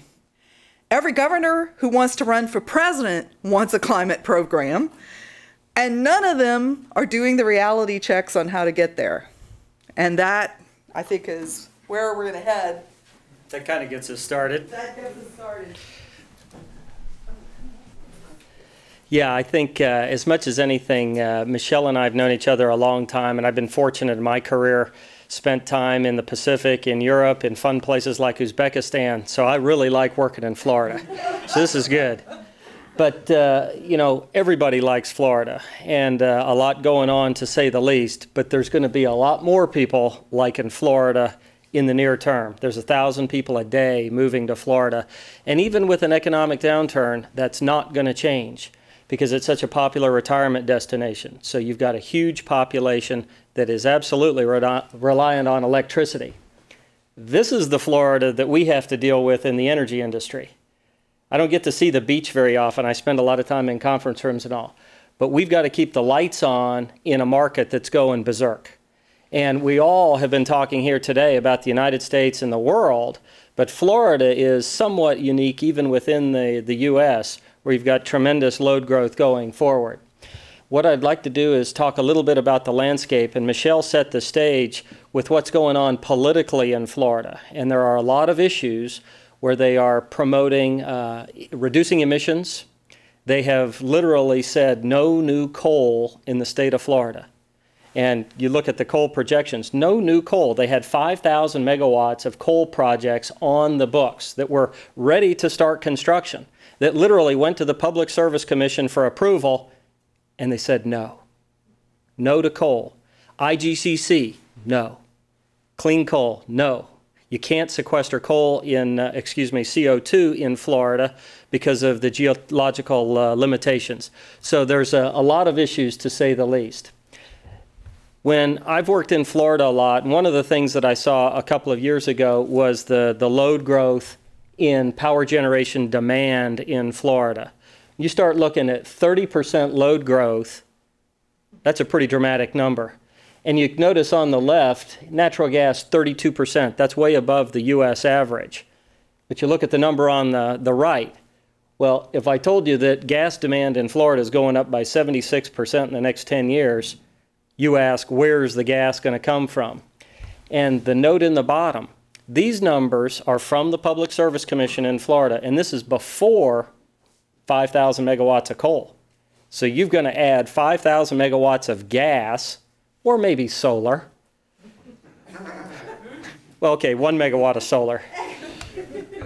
But these are the challenges and issues facing the state. Just to try and set the stage, I mentioned there is no new coal in Florida. And that's pretty much a hard number, at least for the next 3 or 4 years. But the Public Service Commission and the governor and the legislature are all focused on reliability, security of supply, reducing prices, hurricanes, you know, and then how do these things all fit together as part of the equation? Economics are a big driver, but right now politics in the governor's mansion is huge also. So there's 3 big utilities in Florida, and they make up about 65% of the burn and the distribution in the state. So you also have a lot of munis and co-ops. So this is not an easy problem to solve. So the utilities, Florida Power and Light's about half the state. So they're the lead dog in this sled race. And they are challenged with now replacing the 2,000 megawatts of coal that got kicked out. And then how do they keep prices low? How do they increase reliability? These are all the things that are going on there. And then layer in the state's climate change initiatives to lower emissions. Renewables are a big thing in that equation as far as the state goes, and the governor has taken some steps along that line. I asked the question earlier about nuclear. You know, what's the cost of nuclear? 2 new reactors. As soon as the coal units got rejected, Florida Power and Light stepped forward, trying to be proactive, and said, we want to build 2 new reactors. We don't know what they're going to cost, and we're not really sure when they're going to get built, but we'd like free approval, blank check, to go out and build them. Well, I'm not sure that's a good answer right now. I did the math on the number we got from Catherine earlier, and it is $6,600 per kW installed. And I'll talk a bit more about that too. We talked a lot about offshore drilling. I've spent a lot of time with the legislature. There will be no drilling in the next 10 years in Florida to get that 22 BCF on the Gulf side. It was a very, very heated, bloody exchange. And there was a lot of effort to compromise, but I don't think it's going to happen. Here's one of the issues Florida's got to deal with also. 85% of the natural gas in Florida is used for power generation. Well, power generation, unfortunately, is about a 12-hour burn. The gas industry runs on 24-hour day. You put the gas in, you take it out on the other end ratably. One way Florida's dealt with this is they oversized the 2 pipelines going to Florida. So they basically, you know, if they have a 100-unit hole, we're going to build a 150-unit pipeline. Well, that's not very efficient either. But that's what's happened in Florida to try and address this bad load factor. This gives you a flavor for the landscape in the southeast going to, just so everybody knows, this is Florida. But you can see the Gulf Stream pipeline and the old FGT pipeline primarily serves the East Coast. The good news is there has been a little bit of help with the Cypress pipeline bringing LNG from the Savannah terminal down to Florida, but it's only 250,000 decatherms a day. And it really only gets to the northern part of the state, a little bit down to Tampa. The Pascagoula terminal, I think, will get built. And I think that'll be a key to help bringing commodity into Florida. Now, the bad news is it's not at the end of the pipeline where they really needed it. So you've still got these 2 pipelines with pipeline bottlenecks. Wouldn't it be a good idea to have some storage down in Florida? This is the landscape in Florida right now. Those red dots aren't storage. Those red dots are power plants that are under construction, and they ain't coal. These are all new gas-fired power plants, and hold on to your hats. That one right there is 3,800 megawatts of natural gas. Ain't she pretty? That's my new girlfriend. That's the West County Energy Center. It was supposed to be 3 phases phased in over 10 years. But when the coal units got killed, they said, we're building the whole thing right now. So these are all under construction, and that's one reason that there's no pipeline capacity. Now, that's not happening today. These plants are under construction, so a couple of years from now, this is going to be the situation. And that's what we're trying to plan for with our natural gas project. So this is some of the challenges going forward. Florida, in the past, was oversupplied with energy. They had a lot of dual fuel capability. They had the ability to burn a lot of oil, and I'll talk more about that nasty.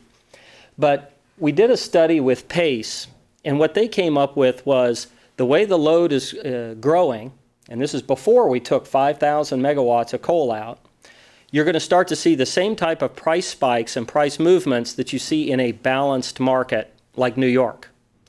So this is a graph of pricing in New York, and you see these spikes. This is what Florida consumers and the utilities are going to start to deal with. Now, one way the Northeast and Chicago and other markets deal with price spikes is by having storage. That gives you fast, quick, peak day deliverability, but it also gives you the ability to buy gas when it's cheap and store it for a rainy day. So part of the moral of the story for Florida is I suggest plan ahead. Don't get in harm's way. You need to do the right thing. I went over to my brother's house a few weeks ago and took this picture, so you just have to do the right thing. And this is part of what Florida's got to deal with right now. You know, I talked about trying to reduce emissions and everything that's going on. The governor has gone as far already to sign executive orders to implement Californian-style laws for fuel, for construction specifications, and for reducing emissions, and for automobiles. So he's taken some pretty big steps already. Biofuels is something that he points to. And in Florida, it can work because they won't use corn. They'll use sawgrass or some of the other switchgrasses that are available.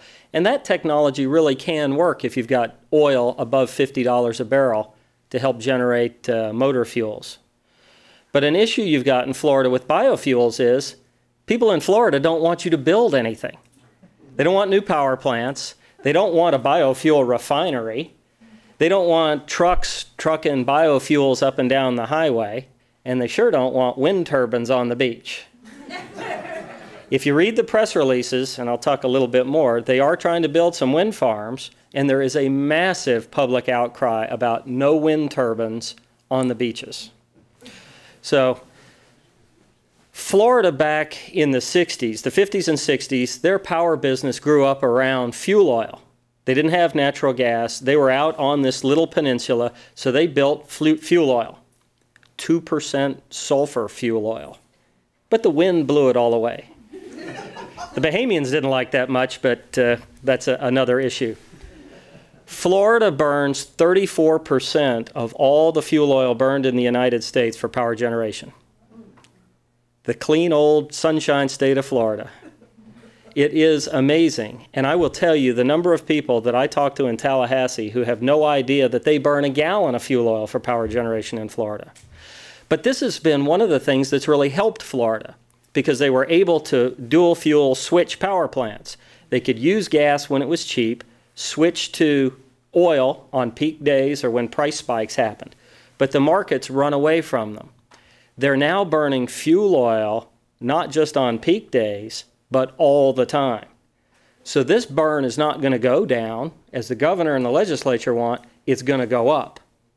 And this is one of the things the environmental community is hawking on them now, is saying, we want you to not lock in previous total emissions, we want you to commit to reduce gallons of oil burned. Because if you go back to the original pie charts, the percentage of oil went down, but the market was going up 30%. So the number of gallons burned is going way up. So this is another challenge. Back to cost. You know, we were talking about the cost of nuclear, $6,600 a kW. Solar is $5,000 a kW for solar. And you typically build a 50 kW solar plant. Remember, they canceled a 2,000 megawatt coal unit. You look at a new combined cycle gas plant, $900 a kW. You get into coal, wind, IGCC at over 3,000. Well, Florida was trying to do the right thing. They had 2 IGCCs proposed, and they both got killed also. There is no such thing as clean coal. And Florida just said, we don't want any coal, period. Nuclear, you know, I would argue that 6,600 is probably cheap. If you could lock that price in today, I'd take it. There are a lot of people out there dealing in reality that would tell you that that number is going to be closer to 8. 1,000 megawatts of solar, if you could get enough land and you could get enough sunshine. Remember, the sun only shines 30% of the day. Somebody earlier was talking about, you know, you build all this renewable daylight capacity, what do you do at night? You still got to have a lot of backup generation. Part of the issue, Florida Power and Light, trying to placate the environmentalists and the governor said, hey, we'll build solar. 10 megawatts for $50 million. 10 megawatts. And that goes into the rate base. So this now becomes the most expensive generation in the state of Florida. But FPL shareholders are happy because they get a guaranteed rate of return on that. Now, if you wanted to, if you as a private entrepreneur want to go build solar in Florida, they'll pay you $400 a kW. Not $5,000 that they're paying themselves, but $400. But that's by law, because they have to, they'll only pay a third party their avoided cost, which is what a combined cycle gas plant was. So you will get more gas-fired power plants. So, unless the governor's trying to get elected president and he wants to build 10 megawatts of solar. Wind resource in Florida, very limited. Solar resource in Florida, very limited also because so many thunderstorms and things. And by the way, in a 200-mile hurricane, 200-mile-an-hour wind hurricane, the blades do come off of those wind turbines. And it is a real safety issue, I'm not kidding. So this is a real issue for wind in Florida. Florida's going to have another big natural gas pipeline. Whether that comes down all the way from Elba Island, or if they loop the Gulf Stream pipeline, or any number of other things, we don't know. I will tell you that I personally worked for FPL and had a deal through the Bahamas to import LNG. That project's dead, dead, dead, and not going to happen. And it's probably not going to happen in my lifetime or my career. Let's put it that way. I like that better. Renewables and DSM is a small part of the market. Florida's going to build gas, gas, and more gas, and that's what's going to happen going forward. Fuel switching, which has given them a lot of flexibility, that flexibility is going away because the market's grown so much. And the environmentalists are going to be on them to reduce burn from high sulfur fuel oil. Pardon? Why not put an LNG plant in South Beach? Water's not deep enough, and there's a coral reef that you can't cross. Thought that, good idea. You know, we talked about what the governor and the legislature want to do. There are some proactive steps in Florida. Jeb Bush, who was the former governor, created the Energy Committee last year. And their charter was to come up with some solutions. Let's think strategically as opposed to next week. And really, the Energy Committee has been doing pretty good work, and we've been following what they've been doing. And they are making recommendations to the legislature, which convenes at the end of January. So there are some suggestions about creating an energy strategy. There are also suggestions about we should build lots more renewable and wind projects. So they've got some real challenges, to say the least. But they do talk about reducing emissions and increasing system reliability and hurricane hardening to make sure that the wires stay up after a hurricane. Now, what they don't realize is there won't be any fuel to run the power plants. So you're going to waste a couple of $1 billion. The Action Committee is something that was formed recently. They're also going to make recommendations to the legislature. This is a big question in my mind, environmental stewardship. what's that worth to citizens? And I think that's something that's going to come out in the whole U.S., in the whole world in the next 5 or 10 years. Florida's really running that equation for us right now, because we're going to find out in Florida, are they really committed to environmental stewardship? And the utilities all talk about it, but they're not doing a whole lot about it because they're not reducing the burn of oil. Back to making good decisions. You don't want to make bad decisions. So, you know, you got to be smart about these things. You have to be realistic in decisions that you make, because this is literally, Florida will be one of the largest states, one of the largest populations in the country, and the decisions that get made now are going to affect the state going forward, to say the least. What I want to talk about is natural gas and natural gas storage, and how it can really be a big help in meeting all the goals that they've got in Florida. And I happen to be close to a certain project that's being worked on in Florida. We call it the Floridian Natural Gas Storage Project. And the idea is that it basically will add system reliability, hurricane hardening, backup, and you'll be able to displace burning fuel oil. Funny where that star is. The key here is it's a strategic location. It's at the end of the pipelines. It's downstream of pipeline bottlenecks. That's the important thing. So we can increase peak day deliverability. This is what we want to build in Florida. Onshore, above ground, LNG storage tanks. We'll have our own liquefaction capacity where we can liquefy 100,000 MMBTUs per day and send out 800,000 MMBTUs on a peak day. But we won't send it out on a 24-hour day unless there's a catastrophe. What this is hourly peaking. And, you know, we're not the smartest guys in the whole room. There's over 100 of these projects around the country. There's another 100 of them around the world. These are just above-ground tank storage facilities. They're in Brooklyn, they're in Queens, they're in Chicago, they're all over the place. Florida has no physical natural gas storage, even though their economy runs on it. The stars on the left are the 4 salt domes that are in Mississippi and Alabama. The Mobile Bay area, you know where my project is, right? Where would you rather have storage?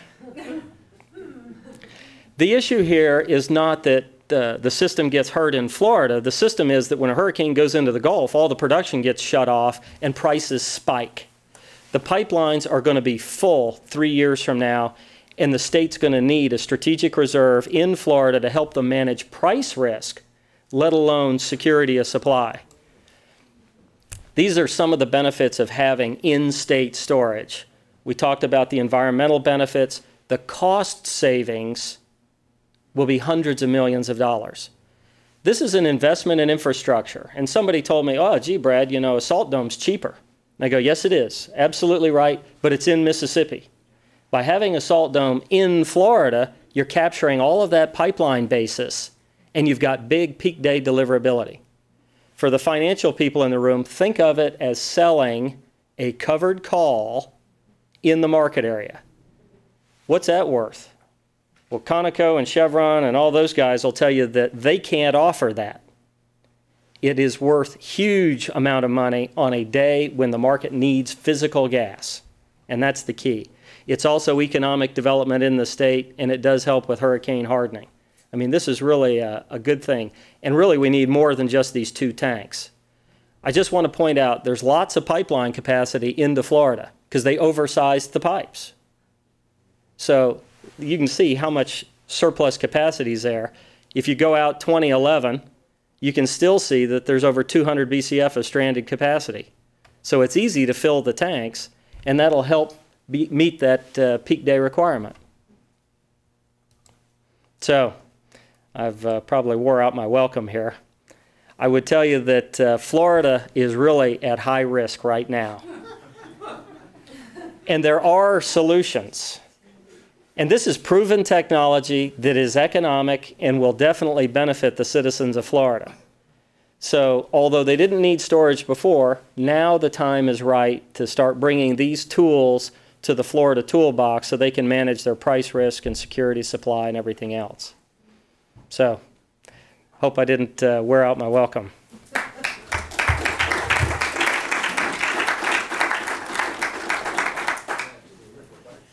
Okay, well, let's see see if these three presentations generated some questions and discussion for a few minutes. My goal was to try to get us finished up by about 3:30. I think we're pretty close to that, so that we could gain some time for the rest of the afternoon. So does anyone have anything in reaction to what was discussed? A few questions to get started. David, for you, did you all see a significant increase in sales of your oxygen into these industrial markets as prices have gone up? And I'd love to hear what the numbers are. And then also, related point is, what is the total penetration of your customers that you mentioned 37%? Yeah, that was particularly in the glass furnace industry, where the first one was done in '91, so it's been a slow uptake. And I had a graph in my presentation showing how it went up, plateaued in the 90s, and then has taken off again since about 2002. In terms of penetration, I think glass furnaces have been the most, because they seem to need initially the most help from a debottlenecking point of view, and the other industries are kind of catching up quick, I think. So there's a lot more to go. Yeah, a lot more to go. And from a growth point of view, we're looking at Praxair growing at 8 to 10% per year in terms of sales, and a lot of that is fueled by the energy sector and selling oxygen into a lot of these kind of applications, as well as hydrogen. So those are the key drivers. Question for Brad, do it all at once. We've looked a lot at this idea of energy efficiency, and particularly in the building sector, to reduce power demand. And I was wondering when Florida is going to talk about that as an opportunity to reduce load growth. Done.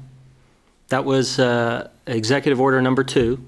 They've adopted the full California suite of construction mandates, as well as automobile fuels, and mandates even for the state to lease property has to be environmentally green office space. How much is that going to reduce load growth? Is it? No. I don't know. The FDEP, if you go to their website, though, I know that they've got a lot of information out there about the expected savings. Marianne? I wanted to ask Brad about demand-side management, since I know they have the Gulf Utility has a program, and at least they claim it's been highly successful. So I wanted to get your perspective inside the state. What have they really been able to accomplish? And is it a flawed program? Is that what's limiting the potential? No, and just so everybody knows, DSM, demand-side management, basically says the utility puts a controller on your electric box, especially pool pumps and things like that, where they send a signal and turn off your air conditioner, turn off your pool pump and stuff like that. So they have the big key. You get a discount on your bill monthly for that. It really has been a very good program. They say that they've avoided building 1,000 megawatts of generation in the state, and all the utilities really push DSM. Conservation is the thing that Florida really could use. There needs to be more education on that. I would say that DSM's been a success, but it's limited. I mean, most people would say, look, $5, $10 off my monthly bill so that you can turn off my air conditioner whenever you want. I don't think so, and you know the day they're going to turn it off. Let me ask a follow-up question. When you say that they've adopted the full California suite of standards, you're talking about building code changes and things like that? Correct. White roof programs for public buildings? Are they doing any of that sort of thing? Those are the things that are supposed to come out of the Climate Action Committee. So, but they've adopted, if you go to their website again, the recommendations or the changes are all there, the executive orders. And another follow-up question really quickly for Glenn related to this. For the two big sectors really, or the three big sectors, power generation, commercial, industrial loads, being able to get a handle on what the load impacts are related to energy efficiency is probably another big thing out there that we should all be thinking about with regard to what the future energy balances look like, what energy supply requirements are going to be. I know there's a lot of thinking going on at EERE and within EIA about how to get a handle on what that wedge of the pie should really look like, and especially going forward in forecasts? How do you answer this question of what can we expect in terms of energy demand adjustments related to energy efficiency programs and efforts and things like that? Any clues on where thinking is heading within EIA on that front? I guess we are looking at it. I guess I'm not quite sure. How are you gathering the data? How will you gather the data? How will you model it? How will you build scenarios? Yes, well, we're just modeling it econometrically. Okay. So we're looking at the consumption, and a big part of that is the MEX survey, the Manufacturers Energy Consumption Survey. So, and then of course we have the residential surveys and the commercial surveys too, so the CBEC. So those surveys all come out, are not every year surveys. So there's some that come out once every 4 years, once every 5 years. And so we just dive into that data when it comes in. And it'll be interesting to see what effects we see with the higher prices. As EERE begins to try to analyze the information from its industrial customer participation programs, the audit efforts, the energy efficiency reduction programs that have been fostered through EERE, like what we have here in Texas, for example, Texas Industries of the Future effort. How is the analysis of that data going to come into EIA's work? Gosh, I'm sorry. You don't know yet. I'm not the right person to answer Okay. that. I'm sorry. All right. The price will really drive conservation. Okay. Other questions? Yeah. Simple question for Dave. Hold on for the microphone, I think.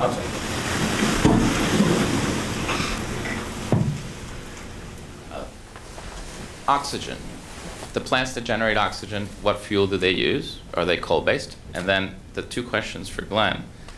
First is, in the scenario where you considered CCS as a possibility, my question is, did you consider CCS for combined cycle, given information that we're hearing about oxy-fuel use for natural gas? And secondly, going back to Ken's presentation, his demand numbers for natural gas are considerably lower than EIA's forecast worldwide. EIA has global demand rising and a continuing trend, historical trend, and his actually has a creaming curve, which actually global demand. Just if you could comment on that. Yeah, I'm sorry. You're saying compared to Ken's forecast, right? On the carbon capture and sequestration, it's just on the coal plants right now. So we're not capturing what Praxair is doing, and I'll need to get his card and find out more about it because we do need to include that. On the gas consumption globally, I guess I'm just not bringing that picture to mind right now.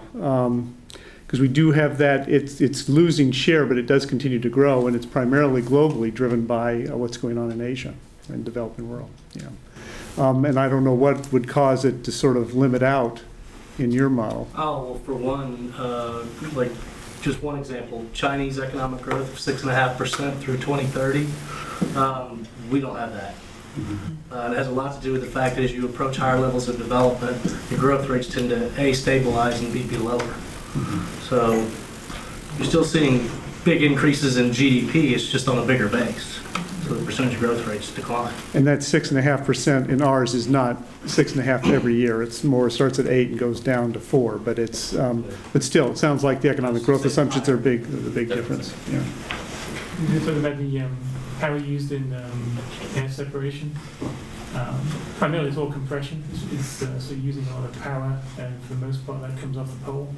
So whatever the fuel mix in the region you're getting the power from, that's what's used. Some large air separation plants would have a cogen facility associated with it, and that's usually natural gas fired.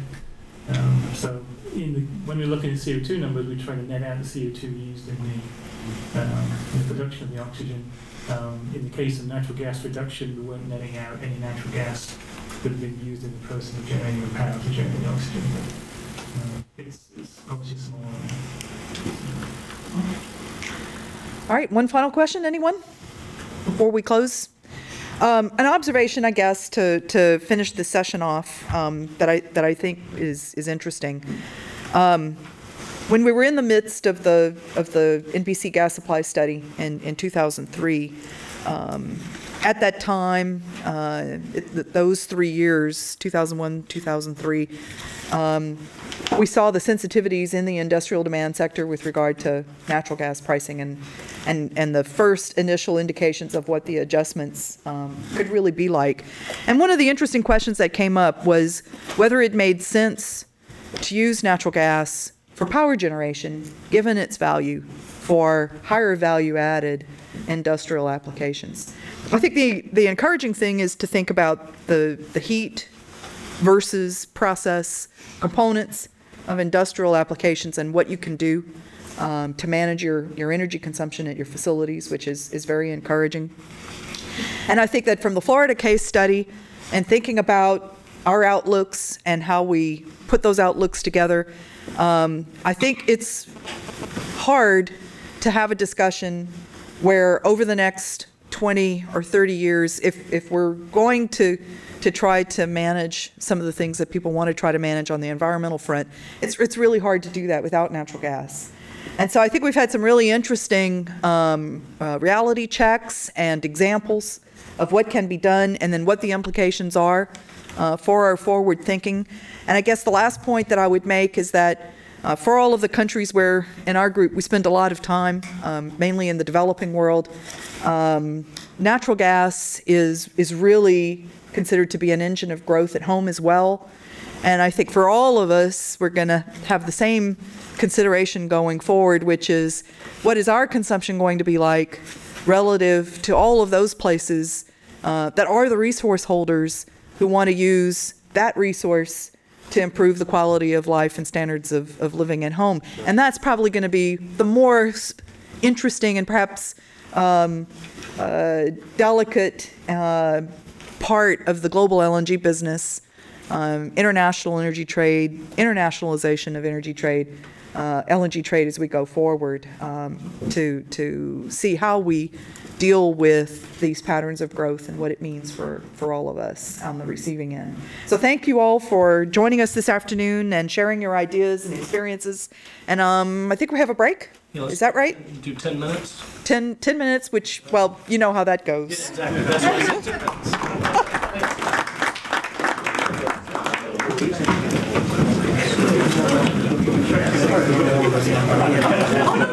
I just raised it up there only because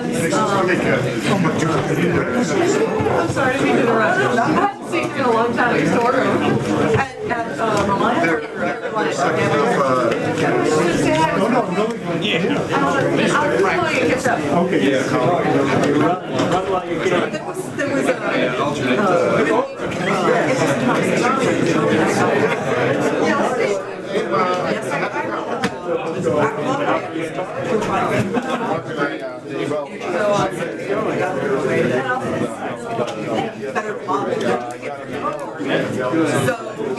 our reaction was RE, and EIA talking. Within DOE, there needs to be a little more conversation about it. Well, they are. They are in